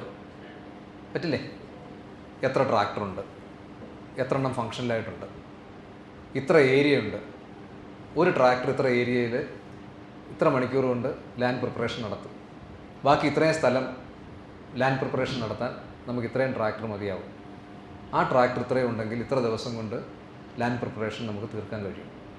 ഹാർവസ്റ്ററുണ്ട്. ഇങ്ങനെ ആ മുഴുവൻ മെഷീൻസിൻ്റെയും വിന്യാസം, അതിൻ്റെ ആ ഡെവല്യൂഷൻ നമ്മളങ്ങനെ ഉപയോഗിക്കുന്നു എന്നുള്ളത്, അത് നമുക്ക് കൃത്യമായിട്ട് ക്വാണ്ടിഫൈ ചെയ്യാൻ കഴിയില്ലേ? ഈ സ്ട്രെങ്തും വീക്ക്നെസ്സും ഓപ്പർച്യൂണിറ്റീസും ത്രെറ്റും എല്ലാം നമുക്ക് ക്വാണ്ടിഫൈ ചെയ്യാൻ കഴിയും. അപ്പോൾ ഇങ്ങനൊരു ഫ്രെയിംവർക്ക് ഉണ്ടാക്കി ഇത് മുഴുവൻ ക്വാണ്ടിഫൈ ചെയ്യുകയും ആ ക്വാണ്ടിഫിക്കേഷൻ്റെ അടിസ്ഥാനത്തിൽ നിങ്ങൾക്ക് ആ പ്രദേശത്തിൻ്റെ ഒരു സ്ട്രാറ്റജിക് പ്ലാൻ ഉണ്ടാക്കാൻ കഴിയുകയും ചെയ്യും. സംശയമുണ്ടോ? ഈ സോട്ട് ഭയങ്കര പവർഫുള്ളാണ്. സോട്ട് ഹാസ് ഗോട്ട് ഗ്രേറ്റ് പൊട്ടൻഷ്യൽ. നമ്മൾ വേറെ വലിയ ക്വാണ്ടിറ്റേറ്റീവ് ടെക്നിക്സിനൊന്നും പോകണ്ട. ഈ സോട്ട് മര്യാദയ്ക്ക് ചെയ്യാൻ കഴിഞ്ഞാൽ തന്നെ നിങ്ങളുടെ ഓരോ പ്രദേശത്തെയും ഇപ്പോൾ അനിമൽ ഹസ്ബൻഡറിയിൽ ഇത് സാധ്യമാണ്, ഫിഷറീസിൽ സാധ്യമാണ്, ഏത് ഡെവലപ്മെൻറ്റ് സിറ്റുവേഷനും നിങ്ങൾക്ക് സാധ്യമായിട്ടുള്ള ഒന്നാണ്. അത് ചെറിയ ഓർഗനൈസേഷനിൽ സാധ്യമാണ്, വലിയ ഓർഗനൈസേഷനിൽ സാധ്യമാണ്, വലിയ ലെവലിൽ സാധ്യമാണ്, വലിയ സ്കെയിലിൽ സാധ്യമാണ്. അപ്പോൾ അത് ഒന്ന് ശ്രദ്ധിക്കേണ്ടതായിട്ടുണ്ട്. അടുത്ത വേറൊരു തരം അനാലിസിസാണ് ഇത്. നിങ്ങൾക്ക് ഏത് വേണമെങ്കിലും ഉപയോഗിക്കാം. ഇത് കുറച്ചുകൂടി ഒരു മാക്രോ എൻവറോൺമെൻറ്റൽ ഫാക്ടറാണ്. ഇപ്പോൾ ഉദാഹരണത്തിന് political, economic, social, technological, environmental and legal. ഇത് നമുക്ക് ഇമ്പോർട്ടൻ്റ് അല്ലേ? മാക്രോ ലെവലെന്ന് പറഞ്ഞാൽ പോലും നമുക്ക് ഇമ്പോർട്ടൻ്റ് അല്ലേ ഇത്? I am trying to put things in perspective. Structure ചെയ്യാൻ ഉദ്ദേശിക്കുന്നേ ഉള്ളൂ. നമ്മളിതൊക്കെ ചെയ്യുന്നവരാ അല്ലേ? ഇപ്പോൾ നേരത്തെ അദ്ദേഹം പറഞ്ഞു ഭയങ്കര പൊളിറ്റിക്കലായിട്ടുള്ള ഇൻഫ്ലുവൻസും മറ്റേ സോഷ്യോ എക്കണോമിക് ഇഷ്യൂസ് വരുന്നുണ്ടെന്ന് പറഞ്ഞു. നമ്മളൊരു സ്റ്റേറ്റ്മെൻറ്റിനകത്ത് നിർത്തിയാൽ മതിയോ? അതിനെ ഡിലീനേറ്റ് ചെയ്യണ്ടേ അല്ലേ? പൊളിറ്റിക്കൽ ഫാക്ടേഴ്സ് എന്താണ്, സോഷ്യൽ ഫാക്ടേഴ്സ് എന്താണ്, ഇക്കണോമിക് ഫാക്ടേഴ്സ് എന്താണ്, ടെക്നോളജിക്കൽ ഫാക്ടേഴ്സ് എന്താണ്, എൻവറോൺമെൻറ്റൽ ഫാക്ടേഴ്സ് എന്താണ്, ലീഗൽ ഫാക്ടേഴ്സ് എന്താണ്? ഇത്രയും ഫാക്ടേഴ്സ് ആണല്ലോ സാധാരണഗതിയിൽ ഒരു ഡെവലപ്മെൻറ്റ് സിനോറിയയിൽ നമുക്ക് കൈകാര്യം ചെയ്യേണ്ടി വരുന്ന ഫാക്ടേഴ്സ് ആണല്ലോ അല്ലേ? ഇതിലുണ്ടോ കൂടുതലായിട്ട് കൂട്ടിച്ചേർക്കാൻ? ഇല്ല, ഇത്രയൊക്കെ തന്നെയാണ്. ഇതാണ് പ്രധാനമായിട്ട് വരുന്നത്. ഇതൊരു വേൾഡ് റെനൗൺഡ് ആയിട്ടുള്ള ഒരു ഫ്രെയിംവർക്ക് കൂടിയാണ്. Cultural, okay, to some extent culture you can add that, cultural ചേർക്കാം. പക്ഷേ നമ്മൾ സാധാരണ ഇപ്പോൾ ഞാനൊരു ചെറിയ ഉദാഹരണം പറഞ്ഞാൽ, എൻ്റെ ഒരു സുഹൃത്തിൻ്റെ മകൻ പൊളിറ്റിക്കൽ സയൻസാണ്. പൊളിറ്റിക്കൽ സയൻസ് ഡിഗ്രി ഒരു നല്ല കോളേജിൽ നിന്ന് എടുത്തു.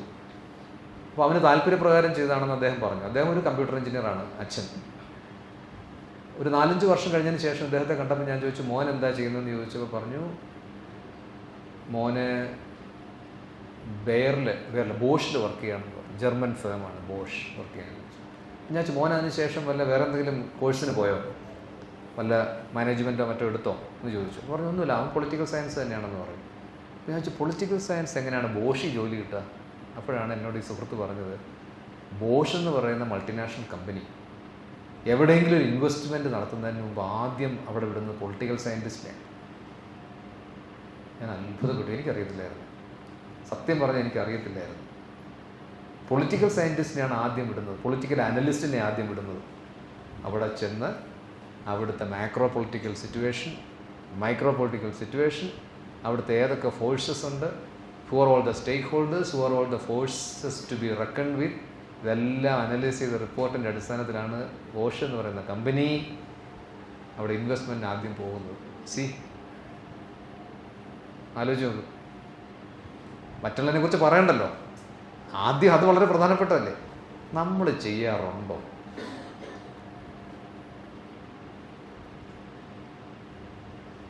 ഇരിക്കുന്ന പാർട്ടി എങ്ങനെ ഡീൽ ചെയ്യണം, അവിടുത്തെ മെമ്പർ പ്രശ്നക്കാരനാണ്, അയാളെ എങ്ങനെ ഡീൽ ചെയ്യണം, സ്ട്രാറ്റജി വേണ്ടേ? കൈക്കൂലി കൊടുത്തിട്ടല്ല കേട്ടോ, അങ്ങനല്ല. അല്ലാതെ നമുക്ക് അയാളെ എങ്ങനെ ഡീൽ ചെയ്യാം, സ്ട്രാറ്റജി വേണ്ടേ? നമുക്കൊരു പർട്ടിക്കുലർ സിറ്റുവേഷനിൽ എങ്ങനെ വർക്ക് ചെയ്യുന്നുള്ളത് സംബന്ധിച്ച് സമഗ്രമായ ധാരണ വേണ്ടേ. അപ്പോൾ this is going to be a very very important. ഇത് ജസ്റ്റ് വായിക്കാം. ഇപ്പോൾ say for example political government policies, stability, tax laws etcetera. ഇത് ഇമ്പോർട്ടൻ്റ് അല്ലേ? ഞാൻ എൻ്റെ വിദ്യാർത്ഥികളോട് എപ്പോഴും പറയാറുണ്ട്, നമ്മൾ ഈ ടെക്നോളജി മാത്രം പഠിക്കും, ചെറിയ കുറച്ച് കാര്യങ്ങൾ മാത്രമുള്ളൊരു ലോകത്ത് വ്യാപരിക്കും. പക്ഷേ ഒരു പോളിസി എൻവറോൺമെൻറ്റ് നമ്മൾ എങ്ങനെ ബാധിക്കും എന്നുള്ളതിനെക്കുറിച്ച് നമുക്ക് ഒരു ധാരണയും ഉണ്ടാവില്ല. ആസിയാൻ കരാറിൽ ഒപ്പിട്ടതിൻ്റെ അടിസ്ഥാനത്തിൽ കേരളത്തിലെ കൃഷിക്ക് വന്നിട്ടുള്ള ബോധത്തെക്കുറിച്ച് എത്ര ഡെപ്യൂട്ടി ഡയറക്ടർമാർക്ക് അറിയാം? ഈ 3 ഫാം ബില്ലുകൾക്കെതിരെ ഇവിടുത്തെ കർഷകർ സമരം നടത്തി എന്തിനാണെന്ന് എത്ര നമ്മുടെ ആൾക്കാർക്കറിയാം? ഈ ഫാം ബില്ലുകൾ വന്നിരുന്നുവെങ്കിൽ കേരളത്തിലെ കൃഷിക്ക് എന്ത് മാറ്റം വരുമായിരുന്നു എന്ന് നമ്മൾ ഏതെങ്കിലും വിധത്തിൽ ആലോചിച്ചിട്ടുണ്ട്? അതെല്ലാം ഞാൻ ആലോചിച്ചിനി അതിനെക്കുറിച്ച് ലേഖനം എഴുതണമെന്ന് ഞാൻ പറയുന്നതല്ല. പക്ഷേ ബീങ് എ പ്രൊഫഷണൽ, ഈ പോളിസി എൻവറോൺമെൻറ്റ് വളരെ പ്രധാനമല്ലേ? നമ്മൾ പഠിക്കണ്ടേ?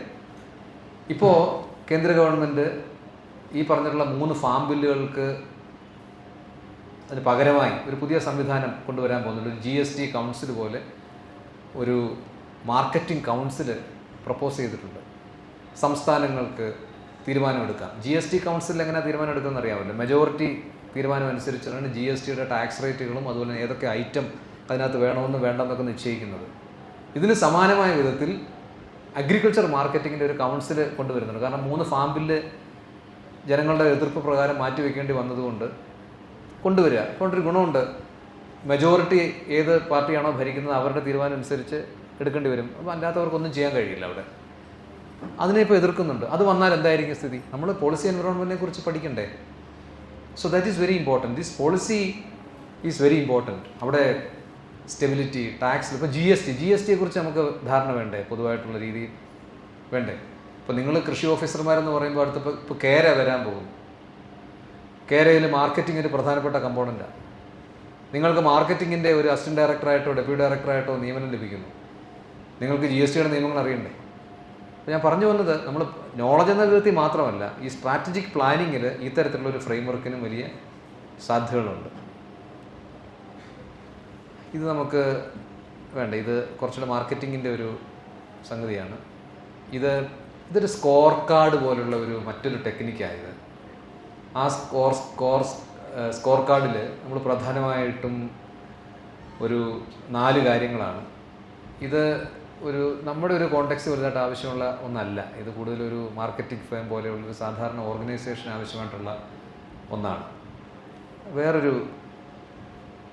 ഇത് ഞാൻ നേരത്തെ പറഞ്ഞു. This is another framework which we usually use for strategic planning. ഒന്ന് വായിച്ചു നോക്കിയേ. Evaluate the resources and capabilities to determine competitive advantages. എന്താണ് ഈ കോമ്പറ്റീറ്റീവ് അഡ്വാൻറ്റേജ് എന്ന് പറയുന്നത്? കൃഷിയിൽ അത് ഇമ്പോർട്ടൻ്റ് ആണോ? കോമ്പറ്റീറ്റീവ് അഡ്വാൻറ്റേജ് എന്താണ്? കോമ്പറ്റീറ്റീവ് അഡ്വാൻറ്റേജ് എന്ന് പറഞ്ഞാൽ അർത്ഥം, കൃഷിയിൽ കോമ്പറ്റീറ്റീവ് അഡ്വാൻറ്റേജ് ഉണ്ടോ? എന്ന് പറയൂ, ഒരു ഉദാഹരണം പറയൂ. കൃഷിയിലൊരു കോമ്പറ്റീറ്റീവ് അഡ്വാൻറ്റേജിൻ്റെ ഒരു ഉദാഹരണം നമ്മൾ നേരിട്ട് കാണുന്ന നിങ്ങൾക്ക് പറയാൻ പറ്റും, മറ്റേ വെറ്ററിനറി രംഗത്തുള്ളവർക്ക് പറയാൻ പറ്റും. ഓസ്ട്രേലിയയിൽ നിന്ന് പാല് വരുന്നു, അല്ലെങ്കിൽ ഗോട്ടിമാലയിൽ നിന്ന് ഏലം വരുന്നു, വിയറ്റ്നാമിൽ നിന്ന് കുരുമുളക് വരുന്നു, ഇന്ത്യൻ വിപണിയിൽ ആധിപത്യം സ്ഥാപിക്കുന്നു, അവർക്ക് കൂടുതൽ ഉൽപ്പാദിപ്പിച്ച് മറ്റ് വിദേശ വിപണികളിലേക്ക് അയക്കാൻ കഴിയുന്നു. അത് കോമ്പറ്റീറ്റീവ് അഡ്വാൻറ്റേജ് ആണോ? എന്തുകൊണ്ടായിരിക്കാം കൂടുതലായിട്ട് കയറ്റാൻ പറ്റുക? അവരുടെ പ്രൊഡക്ഷൻ പ്രോസസ്സ് വളരെ കൂടുതലാണ്, എഫിഷ്യൻ്റാണ്. ഇപ്പോൾ ഈ അടുത്ത കാലത്ത് കേരളത്തിലെ കുട്ടനാട് എന്ന് പറയുന്ന ഏറ്റവും പ്രധാനപ്പെട്ട റൈസ് പ്രൊഡക്ഷൻ ട്രാക്റ്റ്, നെല്ലുൽപാദന മേഖല, അതും വിയറ്റ്നാമിലെ നെല്ലുൽപാദന സംവിധാനവും തമ്മിൽ താരതമ്യപ്പെടുത്തിക്കൊണ്ടൊരു നല്ല പഠനം Tata institute of social sciences നടത്തി. മിക്കവാറും എല്ലാ ഇങ്ങനെയുള്ള ക്ലാസ്സുകളിലും പ്രസംഗങ്ങളിലൊക്കെ നമ്മൾ പറയുന്ന ഒരു എക്സാമ്പിളാണ്. അവിടുത്തെ ശരാശരി ഉൽപ്പാദനക്ഷമത എന്ന് പറയുന്നത് ഏതാണ്ട് 10 ടൺ പെർ ഹെക്ടറിന് അടുപ്പിച്ച് വരുന്നതാണ്. ഇവിടെ കുട്ടനാട് നമ്മൾ ഏതാണ്ട് നേരത്തെ പറഞ്ഞ പോലെ 7, 6, 7 ഒക്കെ വരും. ഈ 2 സംവിധാനങ്ങൾ തമ്മിലുള്ള താരതമ്യ പഠനത്തിൽ കണ്ടത് വലിയ പ്രൊഡക്ഷൻ എഫിഷ്യൻസിയാണ് വിയറ്റ്നാമിനുള്ളത്. അതിനെ അനലൈസ് ചെയ്ത് എന്തൊക്കെയാണ് കാര്യങ്ങൾ? ഒന്ന്, സോയിലിൻ്റെ ഫെർട്ടിലിറ്റി സ്റ്റാറ്റസ്. അത് ചാണകവും മൂത്രവും മാത്രം ഉപയോഗിച്ചിട്ടല്ല, മറിച്ച് വളരെ ശാസ്ത്രീയമായിട്ടുള്ള വളപ്രയോഗം നടത്തിയിട്ടാണ്. 2, മെക്കനൈസേഷൻ. ലേബറിനെ ഏറ്റവും എഫിഷ്യൻ്റായിട്ട് ഉപയോഗിച്ചുകൊണ്ടുള്ള കൃഷി രീതി. അതേസമയം പ്രോഫിറ്റബിലിറ്റി നോക്കുമ്പോൾ അവരുടെ പ്രൊഡക്ഷൻ കൂടുന്നത് കൊണ്ടാണ് അവിടുത്തെ കൃഷിക്കാർക്ക് പ്രോഫിറ്റബിലിറ്റി ഉണ്ടാകുന്നത്. കേരളത്തിൽ നേരത്തെ ഈ പറഞ്ഞ 2 കാര്യങ്ങളുമില്ല. മെക്കനൈസേഷനകത്ത് ഇതിനകത്ത് നമ്മുടെ ഇൻവെസ്റ്റ്മെൻറ്റ് കുറവാണ്. പ്രോഫിറ്റബിലിറ്റിയും കേരളത്തിന് മോശമല്ല, പക്ഷേ ആ പ്രോഫിറ്റബിലിറ്റി എന്തുകൊണ്ടാണ്? സബ്സിഡി കൊടുക്കുന്നത് കൊണ്ടാണ്. കോളിലെ കൃഷിക്കാർക്കും നല്ല പ്രോഫിറ്റബിലിറ്റി. എന്താ കാര്യം? 25,000 രൂപ സബ്സിഡി തദ്ദേശഭരണ സ്ഥാപനങ്ങളുടെ. അതുപോലെ തന്നെ അത് വേറെ വരുന്നുണ്ട്. അതുപോലെ തന്നെ വകുപ്പിൻ്റെ 5,000 രൂപ, 6,000 7,000 വാട്ടവറേജ് മാറി. പിന്നെ പ്രൊക്യൂർമെൻറ്റ് പ്രൈസും കൂടുതലാണ്. അപ്പോൾ ഈ 2 സമീപനങ്ങളുണ്ട്. പ്രൊഡക്ടിവിറ്റി ഒരുപാട് എൻഹാൻസ് ചെയ്തതുകൊണ്ടുണ്ടാകുന്ന അഡ്വാൻറ്റേജ്. അപ്പോൾ ഇങ്ങനെ ക്വാളിറ്റി കോൺഷ്യസ്നെസ്, ഫോർ എക്സാമ്പിൾ, നമ്മൾ ഇവിടുന്ന് കൊണ്ടുപോകുന്ന സാധനങ്ങൾ ക്വാളിറ്റി അഷർ ചെയ്യുന്നുണ്ടോ? ഇതൊക്കെ കോമ്പറ്റിറ്റീവ് അഡ്വാൻറ്റേജാണ്. അപ്പോൾ ഈ കോമ്പറ്റിറ്റീവ് അഡ്വാൻറ്റേജിൻ്റെ ചില കാര്യങ്ങൾ നോക്കുന്ന ഒരു ഫ്രെയിംവർക്കാണ് VRIO ഫ്രെയിംവർക്ക് എന്ന് പറഞ്ഞാൽ. പ്രധാനമായിട്ടും ഈ പറയുന്ന കൺസ്യൂമേഴ്സിന് വാല്യൂ ഉണ്ടാക്കുന്നുണ്ടോ ഒരു പ്രോഡക്റ്റ്, അത് റെയറായിട്ടുള്ള പ്രോഡക്റ്റാണോ? ഇതൊക്കെ വളരെ ഇമ്പോർട്ടൻ്റാണ്. കാര്യം എന്താ, നമ്മുടെ ഇപ്പോൾ ഉദാഹരണത്തിന് ഈ ഓൺട്രപ്രനർഷിപ്പിനെ കുറിച്ച് നമ്മൾ പറയുന്നുണ്ടല്ലോ, അല്ലേ? നാട്ടിൽ പറയും, ഒരാളൊരു ബേക്കറി തുടങ്ങും ഒരു പ്രദേശത്ത്. 3 വർഷം കഴിയുമ്പോൾ അവിടെ ഒരു 10 ബേക്കറി ഉണ്ടാവും. ഈ 3 വർഷം കഴിയുമ്പോൾ ഈ 10 പേരുടെയും പണി നഷ്ടപ്പെട്ട് ഓരോരുത്തരായിട്ട് പൂട്ടാൻ തുടങ്ങും. അവിടെ ഒരു പ്രശ്നമുണ്ട്, അവിടെ റെയറിറ്റിയുടെ ഒരു പ്രശ്നമുണ്ട്. എന്താണ് റെയറിറ്റിയുടെ പ്രശ്നം? യുണീക്കായിട്ടുള്ള ഒരു പ്രോഡക്റ്റ് നമുക്ക് കൊടുക്കാനും യുണീക്കായിട്ടുള്ളൊരു സർവീസസ് കൊടുക്കാനും കഴിയുമോ എന്നുള്ളതാണ്. അങ്ങനെയാണ് ഇന്നൊവേഷൻ എന്ന് പറയുന്ന കൺസെപ്റ്റ് ഇപ്പോൾ അത്യധികമായിട്ട് ലോകത്ത് ചർച്ച ചെയ്യപ്പെട്ടുകൊണ്ടിരിക്കുന്നത്. Innovation can be in anything, not only in products. നമ്മളിപ്പോൾ ഈ ലെക്ചർ പോലും ഇന്നൊവേറ്റീവ് ആക്കാൻ പറ്റും. ഇപ്പോൾ ഞാനൊരു കൺവെൻഷനിലുള്ള രൂപത്തിലാണ് ചെയ്യുന്നത്. ഇതേ ക്ലാസ് വളരെ വ്യത്യസ്തമായ വിധത്തിൽ നമുക്ക് ആവിഷ്കരിക്കാൻ പറ്റും. That's A kind of innovation, അല്ലേ? ഓരോ പുതിയ കാര്യത്തിലും എന്താണോ മുമ്പുണ്ടായിരുന്നത് വ്യത്യസ്തമായി ചെയ്യാൻ കഴിയുന്നത്, അതാണ് ഇപ്പോൾ ഇന്നൊവേഷനായിട്ട് നമ്മൾ കാണുക. മാർക്കറ്റ് ഇന്നൊവേഷൻ ആവാം, കൺസ്യൂമർ ബേസ് ഇന്നൊവേഷൻ ആവാം, പ്രോഡക്റ്റ് സ്പെസിഫിക്കേഷൻ ഇന്നൊവേഷൻ ആവാം, പുതിയ സാങ്കേതികവിദ്യ ഇന്നൊവേഷൻ ആവാം. ഇപ്പോൾ ലോകം മുഴുവൻ ഇന്നൊവേഷൻ്റെ പുറകിലാണ്. അത് നമ്മളും കൂടെ അറിഞ്ഞിരിക്കണം. ഇന്നൊവേഷൻ മാനേജ്മെൻറ്റ്, ഇന്നൊവേറ്റീവ് തിങ്കിങ് എന്നിങ്ങനെയൊക്കെയുള്ള പുതിയ പദങ്ങൾ ഒരുപാട് ഉപയോഗിച്ചുകൊണ്ടിരിക്കുന്നു. കേരയൊക്കെ ഉപയോഗിക്കുന്ന സമയത്ത് ഇന്നൊവേഷനെ കുറിച്ചാണ് പറഞ്ഞുകൊണ്ടിരിക്കുന്നത്, അല്ലേ? ബെസ്റ്റ് എക്സാമ്പിൾ ചൈനയാണ്. നിങ്ങൾ ഈ റീലുകളൊക്കെ കാണുന്നവരുണ്ടെങ്കിൽ നമുക്കറിയാൻ പറ്റും, നമ്മൾ പ്രതീക്ഷിക്കുക പോലും ചെയ്യാത്ത ചില പ്രോഡക്ട്സ് അവർ നമ്മുടെ മുന്നിൽ പറയും. നമുക്ക് ഇങ്ങനെയും ചെയ്യാൻ കഴിയുമോ എന്ന് നമ്മൾ ആലോചിക്കുന്ന വിധത്തിലുള്ള വളരെ വിഭിന്നമായിട്ടുള്ള പ്രോജക്റ്റുകൾ. അപ്പോൾ ഈ ഇന്നൊവേഷൻ ഈസ് വെരി ഇമ്പോർട്ടൻ്റ്. അതാണ് ഈ റെയറിറ്റി എന്നുള്ളതുകൊണ്ട് ഉദ്ദേശിക്കുന്നത്. ആൻഡ് ഓൾസോ ഇമിറ്റബിൾ എന്ന് പറയുമ്പോൾ ഈ കോമ്പറ്റീറ്റേഴ്സിന് അത് കോപ്പി ചെയ്യാൻ കഴിയുന്ന ഒന്നാണോ എന്നുള്ളതിൻ്റെ ഒരു പരിശോധന, അത് വളരെ ഇമ്പോർട്ടൻ്റ് അല്ലേ? ഇപ്പോൾ ഞാൻ ഇഡ്ഡലി മാവ് വാങ്ങുന്നത് ID എന്ന് പറയുന്നുള്ളൊരു അതിൻ്റെ കഥ നിങ്ങൾക്ക് അറിയുമെന്ന് എനിക്കറിയില്ല. ID മുസ്തഫ എന്ന് പറയുന്ന ഒരു IIM പ്രോഡക്റ്റ്. മുസ്തഫ എന്ന IIMലെ കഴിഞ്ഞ ഒരു പയ്യനാണ്, എഞ്ചിനീയറിങ് കഴിഞ്ഞിട്ട് മലപ്പുറംകാരനാണ്. അയാൾ തുടങ്ങിയതാണ് ഇഡ്ഡലി മാവ് ഉണ്ടാക്കി വിൽക്കാൻ. ആ ഇഡ്ഡലി നിങ്ങൾ ഇത്രയും കണ്ടിട്ടുണ്ടെന്ന് എനിക്കറിയില്ല, ഞാനതിൻ്റെ ഒരു പ്രൊമോട്ടറായിട്ട് പറയുന്നതല്ല. പക്ഷേ ഇപ്പോൾ മാർക്കറ്റിൽ കിട്ടുന്ന ഏറ്റവും മികച്ച ഇഡ്ഡലി മാവാണത്. നിങ്ങൾ എത്ര തണുപ്പത്ത് വെച്ചാലും അതിനകത്ത് മറ്റുള്ള ഇൻഗ്രീഡിയൻസ് ഒന്നും ചേർക്കുന്നില്ല. 2-3 ദിവസം കഴിയുമ്പോൾ ചീത്തയായി പോകുന്നതാണ്. വൻ ഡിമാൻഡാണ് അതിന്. അപ്പോൾ അയാൾ ആ സാങ്കേതികവിദ്യ വളരെ സവിശേഷമായിട്ട് ഉണ്ടാക്കിയിട്ടുള്ള ഒന്നാണ്. ഗവേഷണങ്ങളിലൂടെയൊക്കെ ഉണ്ടാക്കിയിട്ടുള്ളത് വലിയ തോതിലുള്ള ക്രെഡിബിലിറ്റിയൊക്കെ ഉണ്ടാക്കാൻ കഴിഞ്ഞിട്ടുണ്ട്. അപ്പോൾ ഇത് ഇമിറ്റബിൾ ആണോ എന്നൊരു വലിയ പ്രശ്നമുണ്ട്. നമ്മൾ ചെയ്യുന്ന കാര്യം വേറൊരാൾക്ക് ചെയ്യാൻ കഴിയുന്ന ഒന്നാണോ? ഇത് മുഴുവൻ സ്ട്രാറ്റജിക് പ്ലാനിങ്ങിനെ കുറിച്ചാണ് കേട്ടോ. ഇത് മാർക്കറ്റിംഗ് കോമ്പറ്റീഷൻ. ഞാനിത് ഇവിടെ നമ്മളുമായിട്ട് ബന്ധമുള്ളതല്ല, എന്നാലും കൊണ്ടുവന്ന സ്ലൈഡിനകത്ത് ഉണ്ട് എന്നുള്ളതുകൊണ്ട് ഞാൻ നിങ്ങളോട് പറഞ്ഞു എന്നുള്ളതേ ഉള്ളൂ. And the next one is organised. ഇത് വളരെ പ്രധാനപ്പെട്ട മറ്റൊരു ടെക്നിക്കാണ്. ഈ സിനാറിയോ അല്ലെങ്കിൽ ഷെനാറിയോ. എന്താണ് ഈ ഷെനാറിയോ? നമുക്ക് ഈ ഷെനാറിയോ എന്ന് പറഞ്ഞൊരു വാക്ക് നിങ്ങൾ കേട്ടിട്ടില്ലേ? Plan A, plan B, plan C കേട്ടിട്ടുണ്ടോ? എന്താണ് സംഭവം? ഒരു കാര്യം നടന്നില്ലെങ്കിൽ അടുത്തത് എന്ത് ചെയ്യാൻ പറ്റും? പക്ഷേ അടുത്തത് നമ്മൾ ആലോചിക്കുമ്പോൾ ഒരു കാര്യം ആദ്യത്തെ പ്ലാൻ നടക്കാത്തതിൻ്റെ സാധ്യതകൾ ആലോചിച്ചിട്ടാണ് ചെയ്യുന്നത്, അല്ലേ? ഈ പ്ലാൻ ബിയിലും നമുക്ക് ചെയ്യാവുന്ന കുറേ കാര്യങ്ങളുണ്ടാവും. പ്ലാൻ ബി നടന്നില്ലെങ്കിൽ പ്ലാൻ സി എന്നിങ്ങനെ എത്ര വരെ പ്ലാൻ ആവാമെന്നുള്ളതിനെ കുറിച്ച് ചോദിക്കാം. പ്ലാൻ ഇസഡ് അവസാനം ഒരു പ്ലാനും നടക്കാത്ത അവസ്ഥ ഉണ്ടാവുന്നവരുണ്ട്. But good or bad you can have 1 or 2 alternative plan. ഈ ഓൾട്ടർനേറ്റ് പ്ലാൻസ് ഉണ്ടാവണമെന്നുണ്ടെങ്കിൽ നമുക്ക് എന്തുണ്ടാവണം? സിനോറിയോ ഫോർസി ചെയ്യാൻ പറ്റണം, അല്ലേ? നമുക്ക് കഴിഞ്ഞിട്ടുണ്ടോ? നിങ്ങൾ എപ്പോഴെങ്കിലും ശ്രമിച്ചു നോക്കിയിട്ടുണ്ടോ? ഈ സിനോറിയോ ഫോർസി ചെയ്യുന്നതിനും ശ്രമിച്ചിട്ടുണ്ടോ? എന്നാലും ഒരു എക്സാമ്പിൾ ഒന്ന് ആലോചിച്ച് നോക്കും. ചെറിയൊരു മൈൻഡ് മാപ്പിംഗ് നടത്തി നോക്കും.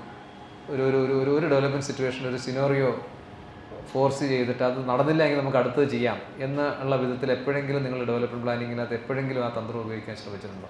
ജീവിതത്തിൽ ചെയ്തിട്ടുണ്ടോ?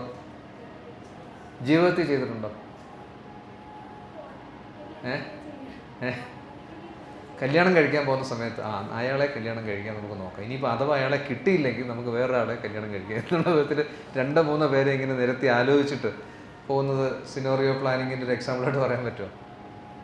അല്ല, നിങ്ങൾ എന്തെങ്കിലും തരത്തിൽ വീട്ടിൽ ചെയ്തിട്ടുണ്ടോ? എന്തെങ്കിലും ഒരു കാര്യം, ഇപ്പോൾ ലോൺ എടുക്കാൻ തീരുമാനിക്കുന്നു, അല്ലേ? മകൻ്റെ വിദ്യാഭ്യാസത്തിനോ മകളുടെ വിവാഹത്തിനോ മറ്റെന്തെങ്കിലും കാര്യത്തിനോ വീട് വയ്ക്കാനോ ലോൺ എടുക്കാൻ തീരുമാനിക്കുന്നു. ലോൺ നിങ്ങൾ ഈ രൂപത്തിലൊക്കെ നിങ്ങളുടെ റിസോഴ്സസ് എടുക്കാമെന്ന് തീരുമാനിക്കുന്നു. പക്ഷേ അത് ലഭിക്കുന്നില്ല. ലഭിക്കുമ്പം എന്ത് ചെയ്യും? അടുത്തൊരു ഓൾട്ടർനേറ്റീവിനെ കുറിച്ച് ആലോചിക്കും. This is very important in development planning as well. അത് പക്ഷേ നിങ്ങളൊന്ന് ശ്രമിച്ചാൽ നിങ്ങൾക്ക് രസകരമായിട്ട് ചെയ്യാവുന്ന ഒന്നാണ്. നമ്മളൊക്കെ ചെയ്യുന്നുണ്ടാവും, പക്ഷേ there is a structured way of doing that. ഇതിനകത്തും ഈ സിനോറിയോ നമ്മൾ ചോക്ക് ഔട്ട് ചെയ്യുന്നത് വളരെ പ്രൊഫഷണലായിട്ട് നമുക്ക് ചെയ്യാൻ കഴിയും. സോ അതിനകത്ത് 2-3 കാര്യങ്ങൾ മാത്രം നിങ്ങളുടെ ഒരു അറിവിലേക്ക് വേണ്ടി പറയാം. ഒന്ന്, you have to identify the key drivers of change. എന്താണ് ഈ ഡ്രൈവേഴ്സ് ഓഫ് ചേഞ്ച് എന്നുള്ളതുകൊണ്ട് ഉദ്ദേശിച്ചത്? ഇതൊക്കെ ഈ ഡെവലപ്മെൻറ്റ് ടെർമിനോളജിയിലെ വാക്കുകളാണ് കേട്ടോ. എന്നോട് ക്ഷമിക്കണം, കാരണം 6 മണിയായപ്പോൾ ഇതൊക്കെ വന്നിരുന്ന് നിങ്ങളോട് പറഞ്ഞ് പഠിപ്പിച്ചിട്ട് പോകാമെന്നുള്ളൊരു തീരുമാനം എടുത്തിട്ടൊന്നും വന്നതല്ല. പക്ഷേ ഇതൊക്കെ ഈ ഡെവലപ്മെൻറ്റ് സിനോറിയോയിൽ പ്രത്യേകിച്ച് നമ്മളെപ്പോലുള്ള അക്കാഡമിക്സും അതുപോലെ തന്നെ ഇതിന് ചേർത്തുള്ള പ്രാക്ടീഷണേഴ്സും ഉപയോഗിക്കുന്ന ചില പ്രധാനപ്പെട്ട വാക്കുകൾ കൂടിയാണ്. എന്താണ് ഈ ഡ്രൈവേഴ്സ് ഓഫ് ചേഞ്ച്? നമ്മുടെ ഡ്രൈവേഴ്സ് ഓഫ് ചേഞ്ച് നമ്മുടെ നാട്ടിൻപുറത്ത് വല്ലതും ഉണ്ടോ? ഈ ഡ്രൈവേഴ്സ് ഓഫ് ചേഞ്ച് എന്ന് പറഞ്ഞ സംഗതി എന്താ? ഡ്രൈവേഴ്സ് ഓഫ് ചേഞ്ച് എന്ന് പറഞ്ഞാൽ എന്താ? മാറ്റം നിയന്ത്രിക്കുന്ന ആൾക്കാർ. നമ്മുടെ കൃഷിഭവൻ മേഖലയിൽ ആരെങ്കിലും ഉണ്ടോ ഡ്രൈവേഴ്സ് ഓഫ് ചേഞ്ച്? ഉണ്ടോ? മെക്കനൈസേഷനെ കുറിച്ച് പറഞ്ഞല്ലോ. പാലക്കാട് നിങ്ങൾ മെക്കനൈസേഷൻ നടത്താൻ പോകുന്ന സമയത്ത് അവിടെ ഒരു ഡ്രൈവേഴ്സ് ഓഫ് ചേഞ്ച് വേറെ ഉണ്ട്. ആരാ? തമിഴ്നാട്ടിൽ നിന്ന് മെഷീൻസ് വാടകയ്ക്ക് കൊണ്ടുകൊടുക്കുന്ന ആൾക്കാർ ഡ്രൈവേഴ്സ് ഓഫ് ചേഞ്ച് ആണല്ലേ. അവരെ നിങ്ങൾക്ക് ഡീൽ ചെയ്യാതെ അവിടെ എന്തെങ്കിലും തരത്തിലുള്ള മെക്കനൈസേഷൻ പുതിയൊരു പരിപാടി നടത്താൻ കഴിയും? Small and marginal farmers drivers of change ആണോ?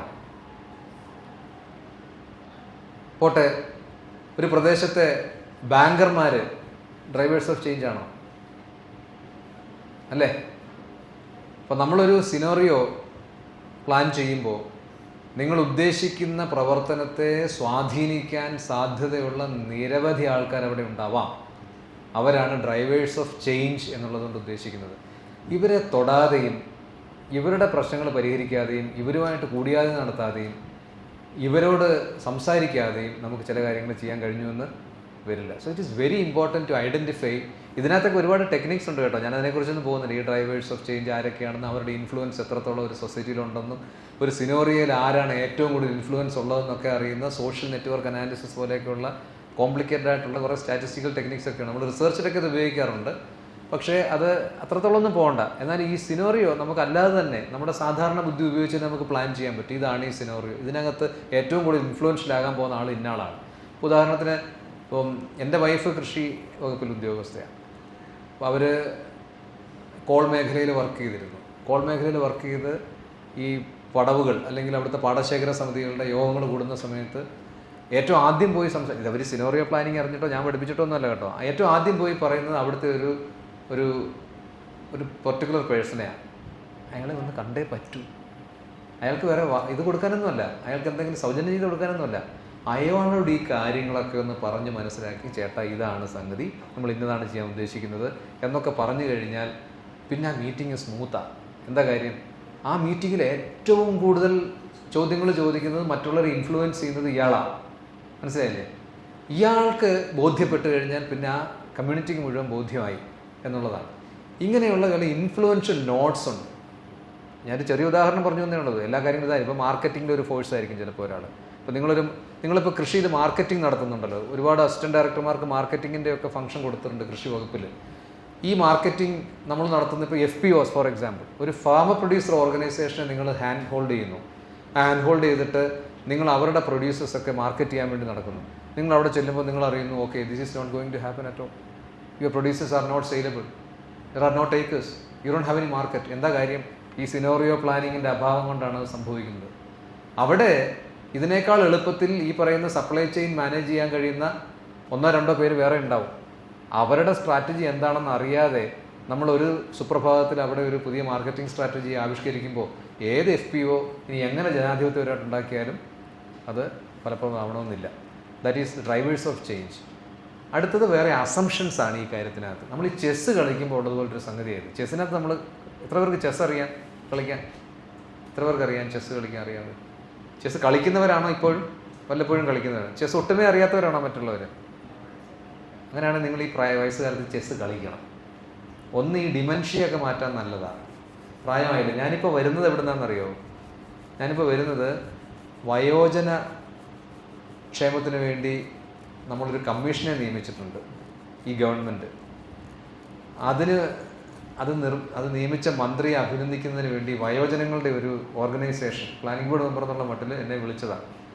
അപ്പോൾ അവിടെ ചെന്നപ്പോൾ എന്നെ കണ്ടപ്പോഴും അങ്ങനെ തോന്നിയിട്ടുണ്ടാവും, വയോജനമാണെന്ന് തോന്നിയിട്ടുണ്ടാവും. എന്തായാലും അവിടെ മുഴുവൻ പ്രായമുള്ളവർ. അവരുടെ പ്രശ്നം എന്ന് വെച്ച് കഴിഞ്ഞാൽ അവർ പറയുന്നൊരു പ്രധാനപ്പെട്ട പ്രശ്നം, ഈ നമുക്കൊക്കെ വരാവുന്നതാണ്, നമുക്ക് ചെറുതായിട്ടൊക്കെ പലർക്കും ഉണ്ടാകും. വെറുതെ കൃഷി ഓഫീസർമാർക്ക് വലിയ തോതിൽ ഉണ്ടാവാൻ സാധ്യതയുള്ളതാണ് ഡിമെൻഷ്യ. കാരണം സ്ട്രെസ് ഒരുപാട് കൂടുതലൊക്കെ ചെയ്യുന്ന സമയത്ത് പല കാര്യങ്ങളൊക്കെ മറന്നുപോകും. അത് കുറച്ചുകൂടെ കഴിയുമ്പോൾ ചിലപ്പോൾ അത് വലിയ രൂക്ഷമായിട്ടുള്ള സംഗതിയായിട്ട് മാറും.